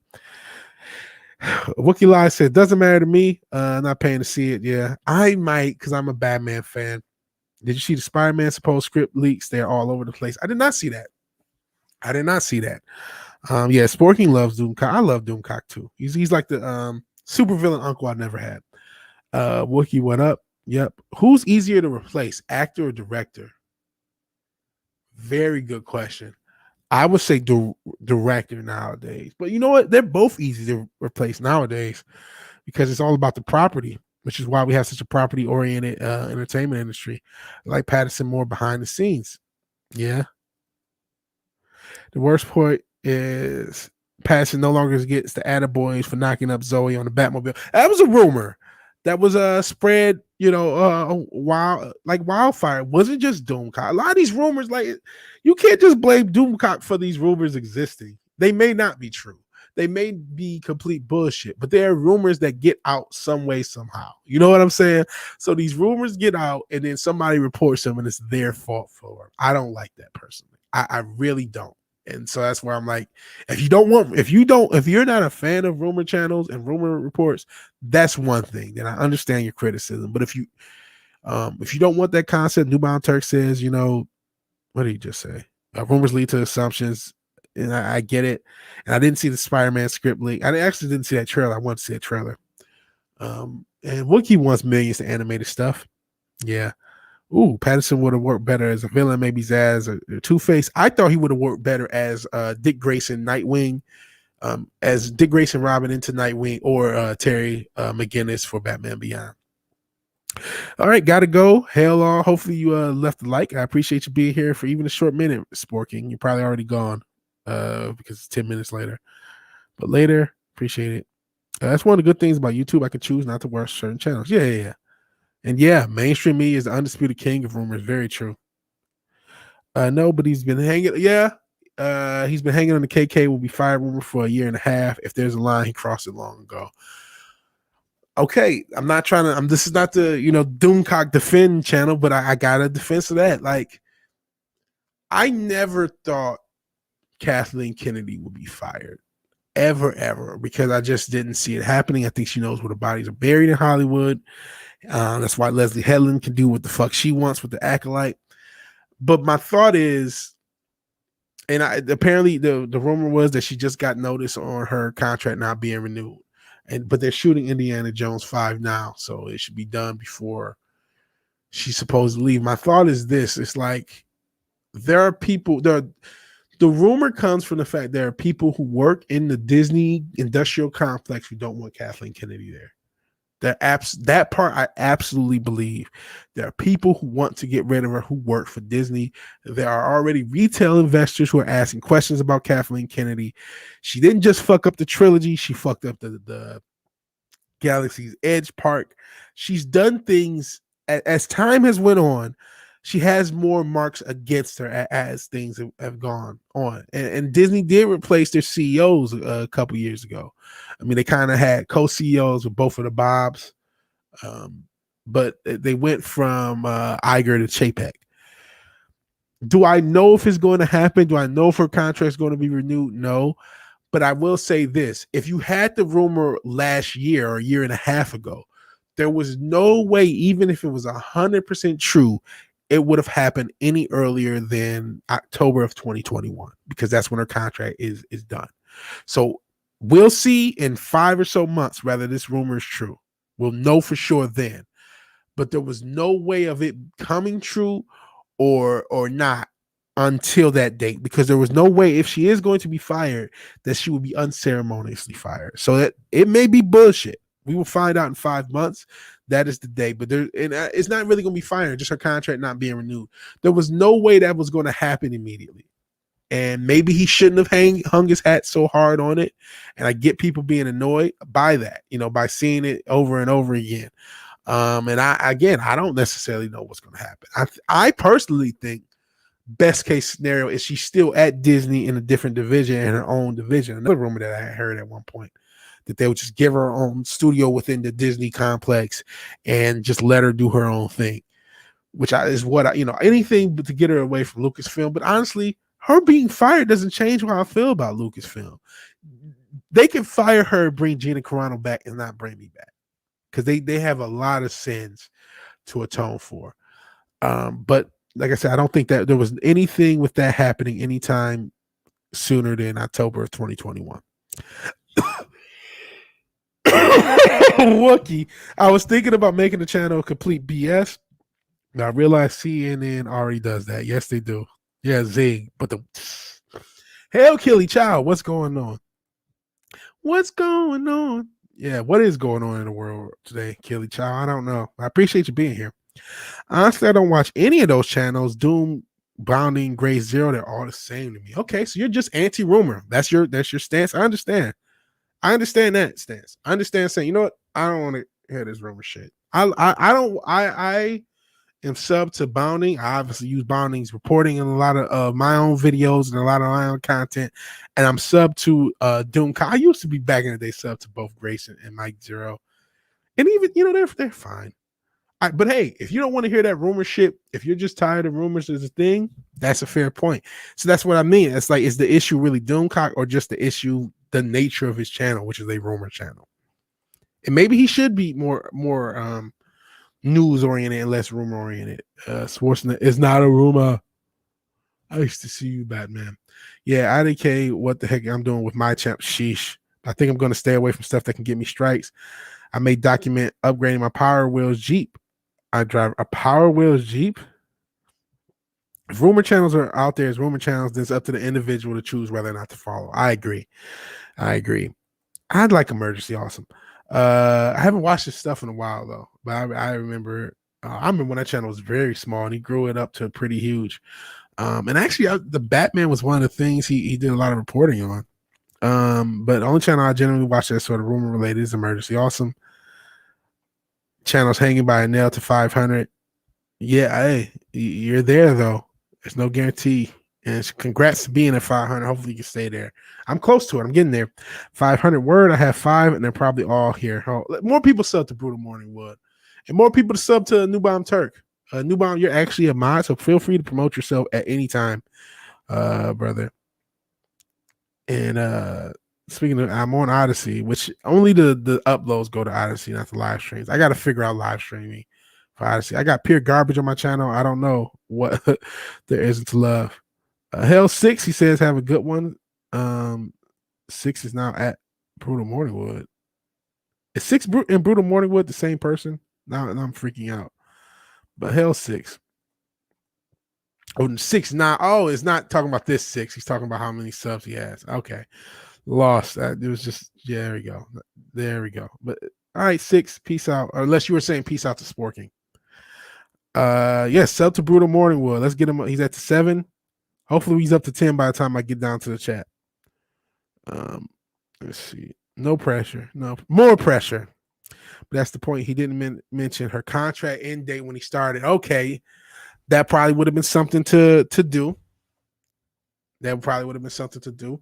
But again, if let's say hypothetically, you're getting rumors for sources that work in the industry, and they're telling you Kathleen Kennedy are going to be fired. And maybe it could because there are talks about this, but it doesn't happen. If they're giving you that, and I didn't know what the contract date ended. I just knew it wasn't going to happen until her contract was supposed to get renewed. I actually remember hearing rumors that it was supposed to end last year, and then it said no, 2021, whatever. But if you're getting these rumors that she's going to be fired, maybe you're getting these rumors without the stipulation of contractual agreement. I don't know. I don't know how he's getting these rumors. I'm not Doomcock. I'm not his sources. I have no clue. But that's a fair criticism to not mention the contract date, to not mention, hey, even this is going to happen, it's not going to happen anytime soon. That's a fair criticism, and I understand it. Grown-ups should understand that rumors are not necessarily true. The problem is people no longer seem to be able to differentiate rumors, theories, and speculations from facts and truth. And I really don't feel like I'm not a fan of shooting the messenger. Like that's like a lot of backlash for Doomcock, and it's been, especially this year, I've seen a lot of it. I feel like that's messenger shooting, man. Like there are definitely people in Lucasfilm and in Disney who want Kathleen Kennedy gone, and there have been retail investors asking about Kathleen Kennedy gone. Not just this most recent investors call, public investors call, but as of last year, there were a lot of criticism for Galaxy's Edge and the way that was handled, and a lot of anger at the wokeness on a call. And Crownfish reported it. Clownfish talked about the last investor call before the shutdown and lockdown started, and they knew that they weren't going to be able to open their parks, and they were pissed. The investors on that call chewed the bobs for lunch. They were heated. So there are definitely high-ranking people who have been unhappy with Kathleen Kennedy for a while.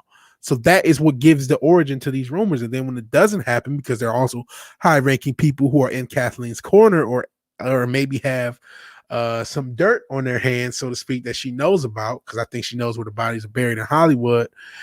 It's like that conflict happens, she wins, and then you think, oh, Doomcock is wrong. I'm like, that's not entirely fair. And Jens, I agree with this. Doomcock's rumors are one of the best rumors as far as rumors go. Yeah. Wookiee, oh man, I'm gonna have to start cranking out the vids. Yeah. It's why I do game. Yeah, I do gaming, racing vids separates me from the flood of sameness. That's why I started the Tetris vids. I'm probably gonna do some retro gaming vids as well. Or streams. I don't want to just, like I said, I don't want to just be CNN where my Trump is blue hair Landwell, and you guys saying by the 6th. I don't hate people I've never met. It's not the way to live. I don't hate Doom. Just don't buy into the grift. I'm not saying you hate him, but I don't necessarily consider. I don't consider it a grift per se. I just consider it that's the nature of his channel. If Bruce Willis's daughter has a YouTube channel, it'll be a rumor channel. Rumor Willis. I like that. Sub to me here. Yeah, sub to New Bomb Turk. And you're right. Again, retired does not equal fired. She's what, 72 or something? She's getting old. Very true. This is something I do think. The first part, not the second part. I do think sometimes Doomcock is getting played. And there was even a rumor that he was getting played. There was a rumor that they've been reporting false rumors, if you guys remember that last year. There was a rumor that they've been doing a lot of counter reporting. And sometimes his rumors do sound so rosy, I wonder if he's getting played. I don't necessarily think he's playing us. It doesn't see. And, I don't know what Rumor Willis looks like. I'm gonna be honest. So before I get into really, we're kind of done with the main stuff. I will check out some 80s movies or the Wikipedia for film in the late 70s, 80s to just show you how much IP was created. But let me look over Rumor Willis. What does Rumor Willis look like? Yeesh. Geez, yeah, she's. I mean, I would still smash, but that's not a good passing grade. That's not a passing grade. Man, I guess she's my age. She just looks aged. Everyone has a grift. Everyone has a grift as part of being a content creator. You have to grift to grow your channel, brand, hustle, and flow. I hope I'm not a grifter. I'm trying not to be a grifter. That's why I always try to counter, even my own opinions and play angel's advocate. I want to just provide as much honest content as possible. In my opinion, you're grifting when you're disingenuous or when you're being manipulative intentionally. I don't necessarily consider it a grift to be a hustle. You know what I mean? I would be grifting if I was just reporting on every SJW thing with every anti SJW take that's out there. I try to, I don't always go with it. I try to counter it when I can, when I truly feel that way. Thanks for the great content. I agree. Don't shoot the messenger. Keep grinding, my man. Be will and take it easy. All right. Peace out, Cam. If Fauci definitely is a fucking grifter. That's grifting to me. It's what Fauci does. And I'm not going to put Rumor Willis's picture up there. She's not the best. Another picture I probably shouldn't put up there. You guys see this shit? I was looking at Outkick for other stories because, we talked about separating. I want to maybe talk more about sports stuff.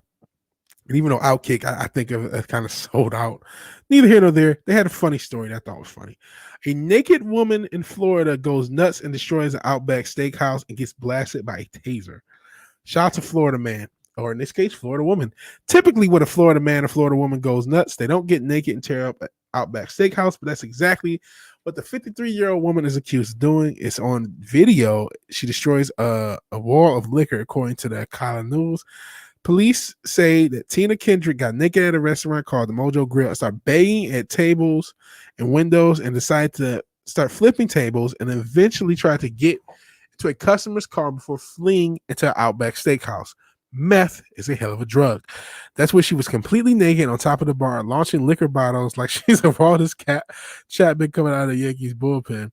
Again, this Outback incident is on video. You can see it's going to be real hard for Tina to beat this one in court of law. No, it won't, because women do not. There's not the same justice system for women as it is men. It's just not. It is not. So I think she'll probably be fine. They can do no wrong. A woman can murder somebody and not get the same amount of time as a man. You can go right here to see Tina doing work. Can't post this video because Google will get bent out of shape and sending developers a nasty email about nudity, how Google will yank the ad, blah, blah, blah. I know the video is in 4K. So they're talking about Google. So I'm about to actually go off camera. Hopefully there's some censorship, because that would. Let's see what happens. Oh, no, it's not it. The tweet's gone, so I can't see it. So to kind of just end on a positive note, you hear that crazy ass story and double mask Williamson. So I guess I could double mask because I have a regular mask and then a mask out of it. That forehead can help hammer in nails for repairs. Talk about rumor fentanyl. Not sure fentanyl. The reference there. I'm not sure we talked about the reference fentanyl. But in a more positive story, this story is incredible. A 7-year-old boy swims a mile to shore to save his father and his sister. She was on fentanyl. I see. So you knew about the story. I said meth. It was fentanyl. What is with fentanyl becoming a popular drug, man? All of a sudden they kill Tom Petty and kill Prince, and then fentanyl is just on the streets. I'm like, what the fuck? Like, man. You're not going to tell me that the government or some major organization doesn't distribute drugs. I mean, it's already they've been doing it since the fucking heroin days at the Vietnam. So this is not new. But on a positive note, let's stay positive. And thank you, Newbound Turk, for letting me know she was on fentanyl. A 7-year-old in Jacksonville. This is also in Florida. This is a story you can be proud of. He's being held as a hero for saving his family in a boating accident over Memorial Weekend. We joke about losing our guns, gold, and crypto on boating accidents, but they do indeed happen. Chase Posey and his 4-year-old sister Abigail were swimming alongside their father's anchored boat in the St. Johns River in Jacksonville on Friday night. The family told WJXG, but as the children enjoyed their time in the water, Abigail lost hold of the boat when they were caught in a strong current. Stephen Prounce, their father, jumped into the water to save them, but they got overpowered by the strong current. I told them I loved them both because I wasn't sure what was going to happen. And I tried to stick with her as long as I could. And both of them, I really wore myself out and she drifted away from me, he said. I'm not sure if that's Stephen or Chase. Stephen told Chase to swim the shore, but that's when the 7-year-old began a long 1-mile swim back to land, switching between floating on his back and dolphin paddling. Once he reached shore, Chase ran to the nearest home he could find. Florida Fish and Wildlife eventually spotted Steve and Abigail after an hour-long search. Holy smokes. We're here by the grace of God. We're here. Steve and little man made it to shore and got help. That's what saved our lives. Holy smokes. That's an incredible story. That's an incredible story that this 7-year-old swam a mile. And I could not swim at 7. So if that was my family, we would be done for. Swam a mile to get help for his father and his sister, and that thank the Most High that they were still alive long enough when the Fish and Wildlife, it took an hour, it was an hour-long search, plus however long it took for them to swim, get help, and get them engaged. So that was probably a few hours that they had to survive in strong Florida currents. So thank God they survived. Shout out to this boy. I won't play the video because I've gotten into crap with copyright claim with this video. But that's a great story. That's a great story. Woo, Jayville. Shout out to Jacksonville. That's a dub, a big dub. Yes. Shout out to this kid. Shout out to this family. The Proust family or Proust family, because it's misspelled. You know, I love Sunny Skies, but you know, not the best. Yes, Proust here, whatever their names are. Appreciate you know, that's actual heroism. I'm not a hero. I'm just an anonymous citizen journalist. That kid, that's a hero. But we're not quite done. I wanted to go to let's see. I wanted to go to a film in the 80s. There's like you go to Wikipedia, there's film by year. And you just see how many long-term IP were created in such a short amount of time. So I'm just going to try to pick a few years to show you the amount of IP that got created in a very small amount of time.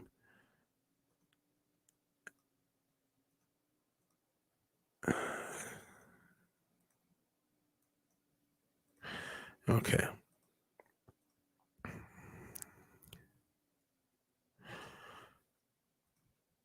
All right. Sorry about the delay. I'm just going to go from 80 to 84. At first I said 79, but I'll just keep it in the 80s. So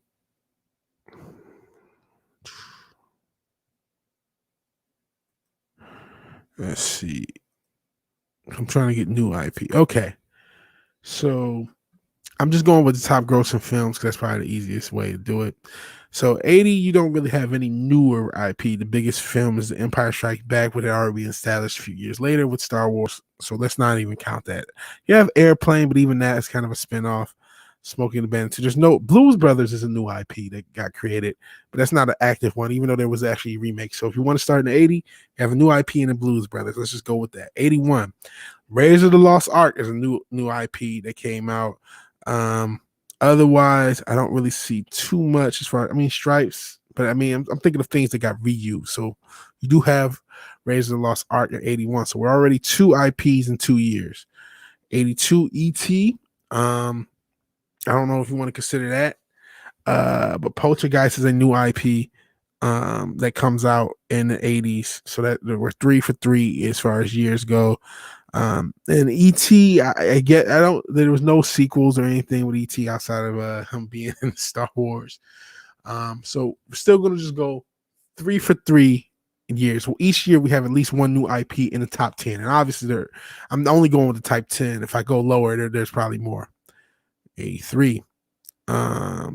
You know what? All of this is now IP. So look at me being proven wrong live. But 84 happens, and then I'm back in business. 84 happens, and I'm back in business. Why? Because we have Beverly Hills Cop, Ghostbusters, Gremlins, Karate Kid, Police Academy, all coming out. And so these are all brand new IPs that get reused over and over. So in 84, you really had more IP than we had the past 5 years. So I said, so what do we have? These are just the top 10. This doesn't count like lower stuff. So even in 1984, Purple Rain's not here. Yeah, it's lower on the list.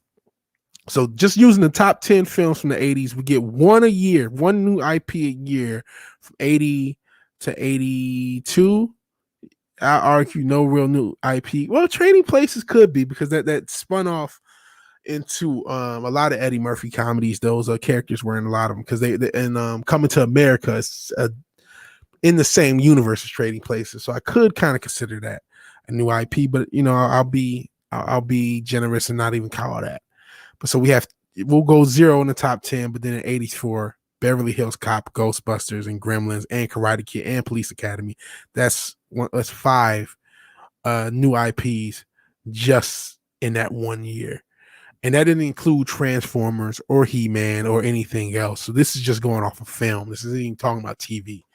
You just see in that 5-year period, or even this 1 year period, there was as much IP created in 1984 as we've had the past 20 years. That's really the point. And yeah, notice how many of those top 10 films didn't need special effects, and that's why Gen X rocks. Maybe that's why you guys rock. But yeah, that just shows how much new IP was created. And if we dive a little deeper into a lot of these films, let's see. American Gigolo got a sequel. I'm trying to think of things that got sequels or remakes, I should say, not just all sequels. Caddyshack started in 1980. What else is here? And this isn't even in the late 80s where you get Die Hard and RoboCop and stuff like that. Friday the 13th also started in the 1980s, in 1980. So that's another new IP that wasn't in the top 10. So yeah. And again, this is a few years, 5 years, you get more IP than it was created the past 20 years. And I'm probably missing stuff.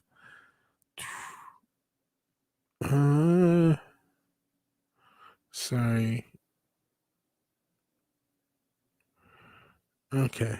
Let's go in alphabetical order. And let's check 81. Some of these films to see what was in the top, wasn't in the top 10, but still created a new IP.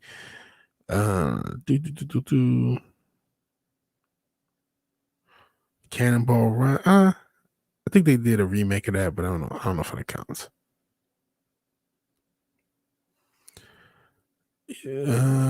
Sorry, I don't see as much as the early 80s.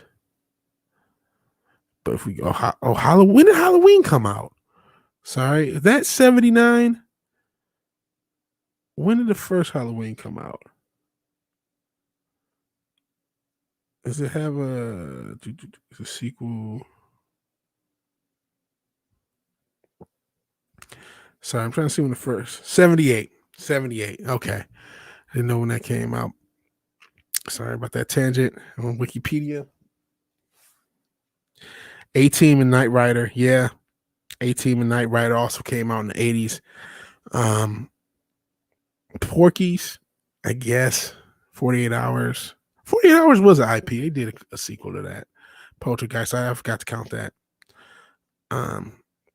E.T. hasn't been remade though, so thank God for that.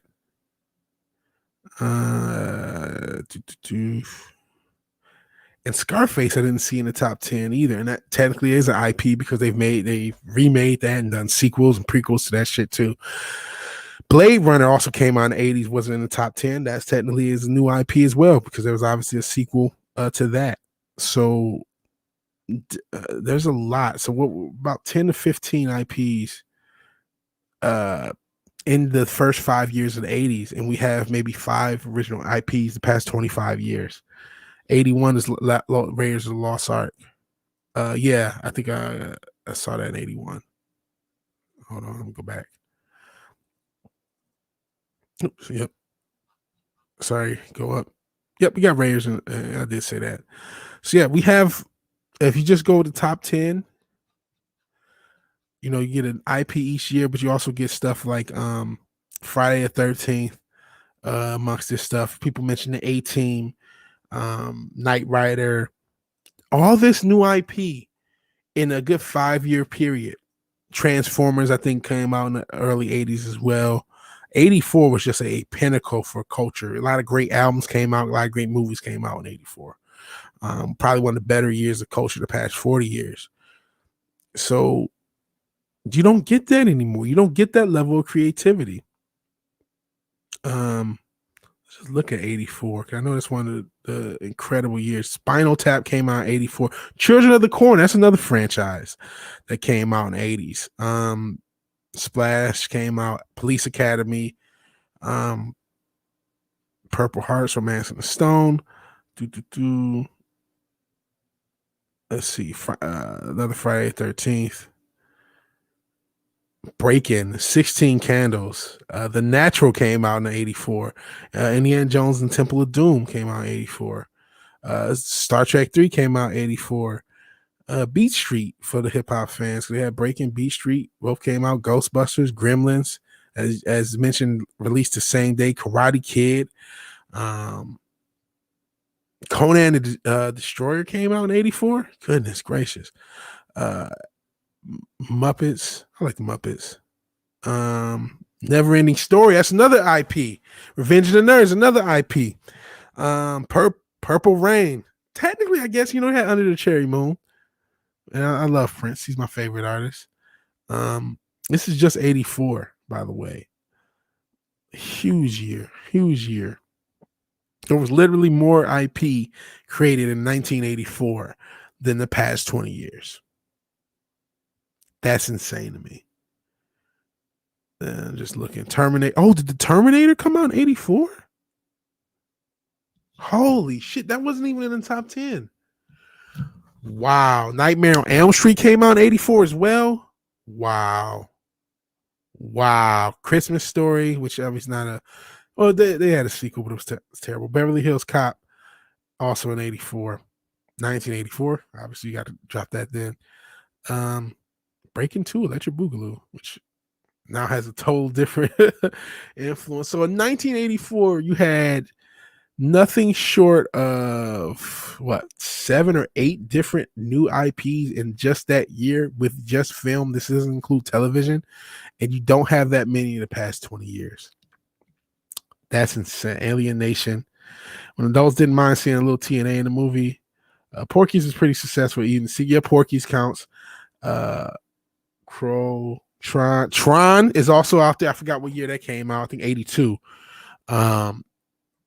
84 is the goal. 84 is an incredible year in pop culture. Let me just check 82. I think Tron is a 82 thing.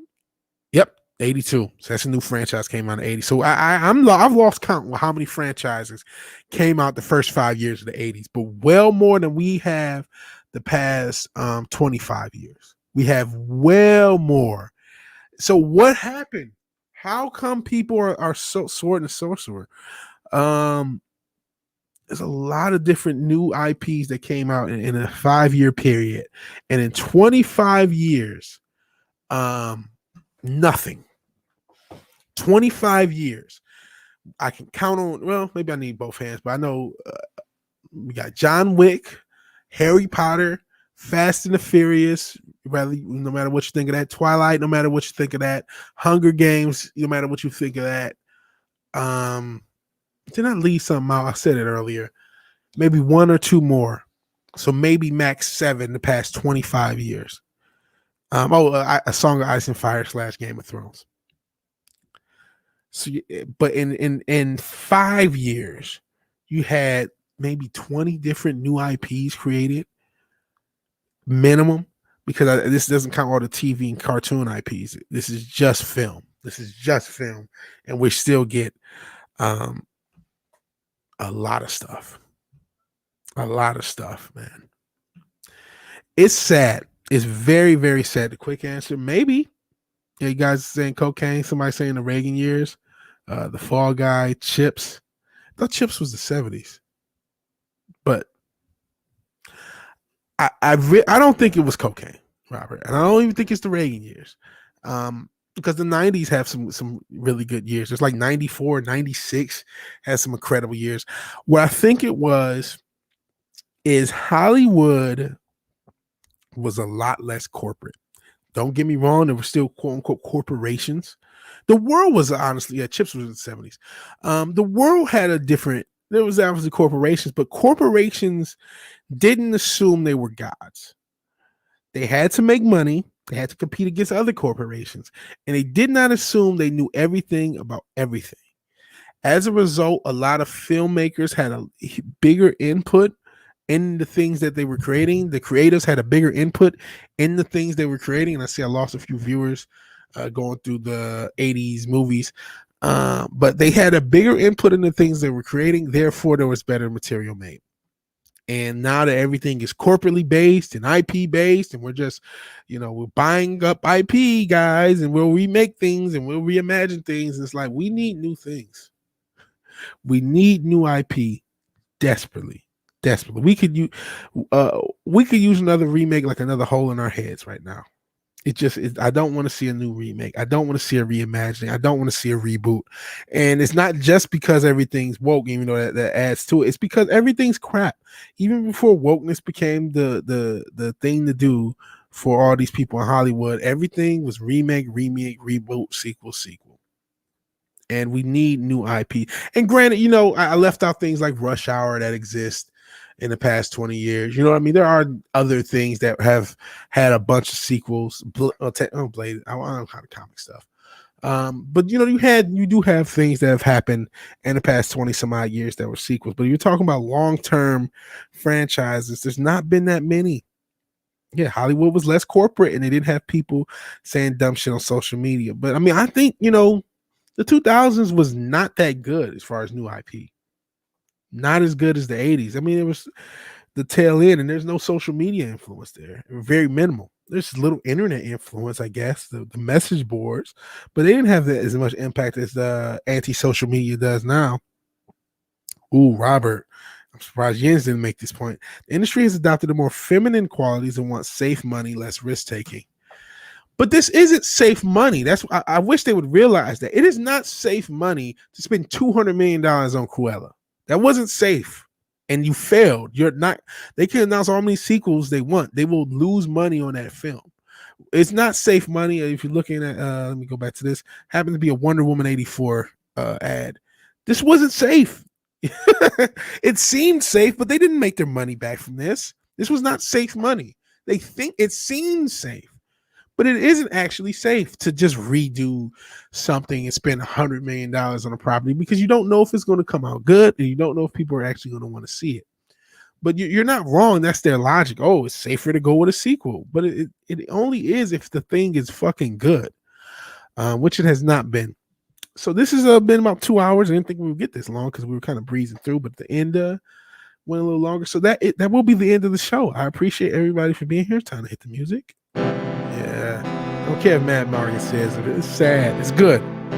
So I want to thank everybody who was here today. This is a pretty cool episode. We'll try to do another episode tomorrow.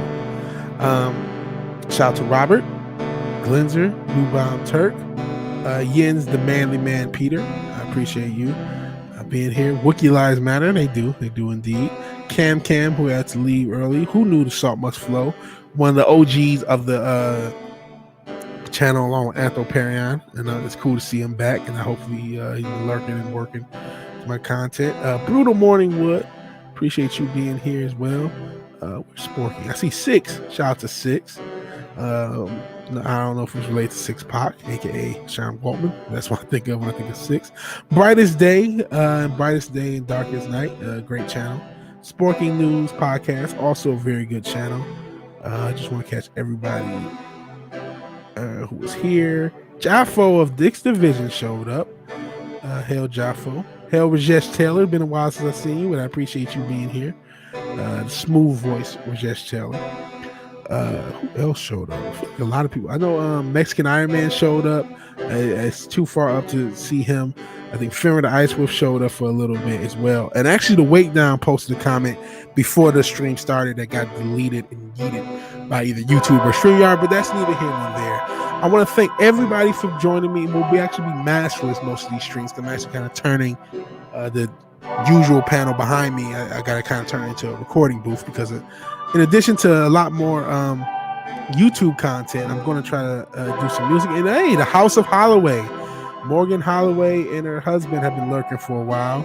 And yeah, that was a very sweet story about the boy. It's like a really cool story, a positive story to end on, to kind of touch it before we go. This 7-year-old boy swam a mile to save his father and little sister, who you can tell she's still pretty distressed. That's, this father did a good job raising his kid to make sure he can swim. I know it's Florida, but that's a really good thing to do. Appreciate you lurking, House of Holloway. So if you like the video, please like the video. If you're so obliged to share and subscribe, please do so. I appreciate anyone who watches the repeats because I do know that a lot of people do like watching these podcasts back. Really appreciate it. And even if you know these things, even if you didn't tip, you don't have to tip. And always appreciate, never obligated. Thank you for your time. Thank you for watching. Good night and God bless. I appreciate everybody here. I will see you guys tomorrow on another episode of Vigilante Williamson Show. I have no idea what I'll talk about, but I'll know then. Probably around 3-ish, 3:30-ish. That's the plan. All right. Good night or good evening or good afternoon, whatever time of day it is in your corner of the world. And God bless, or whatever you believe in, bless. I appreciate it. Peace.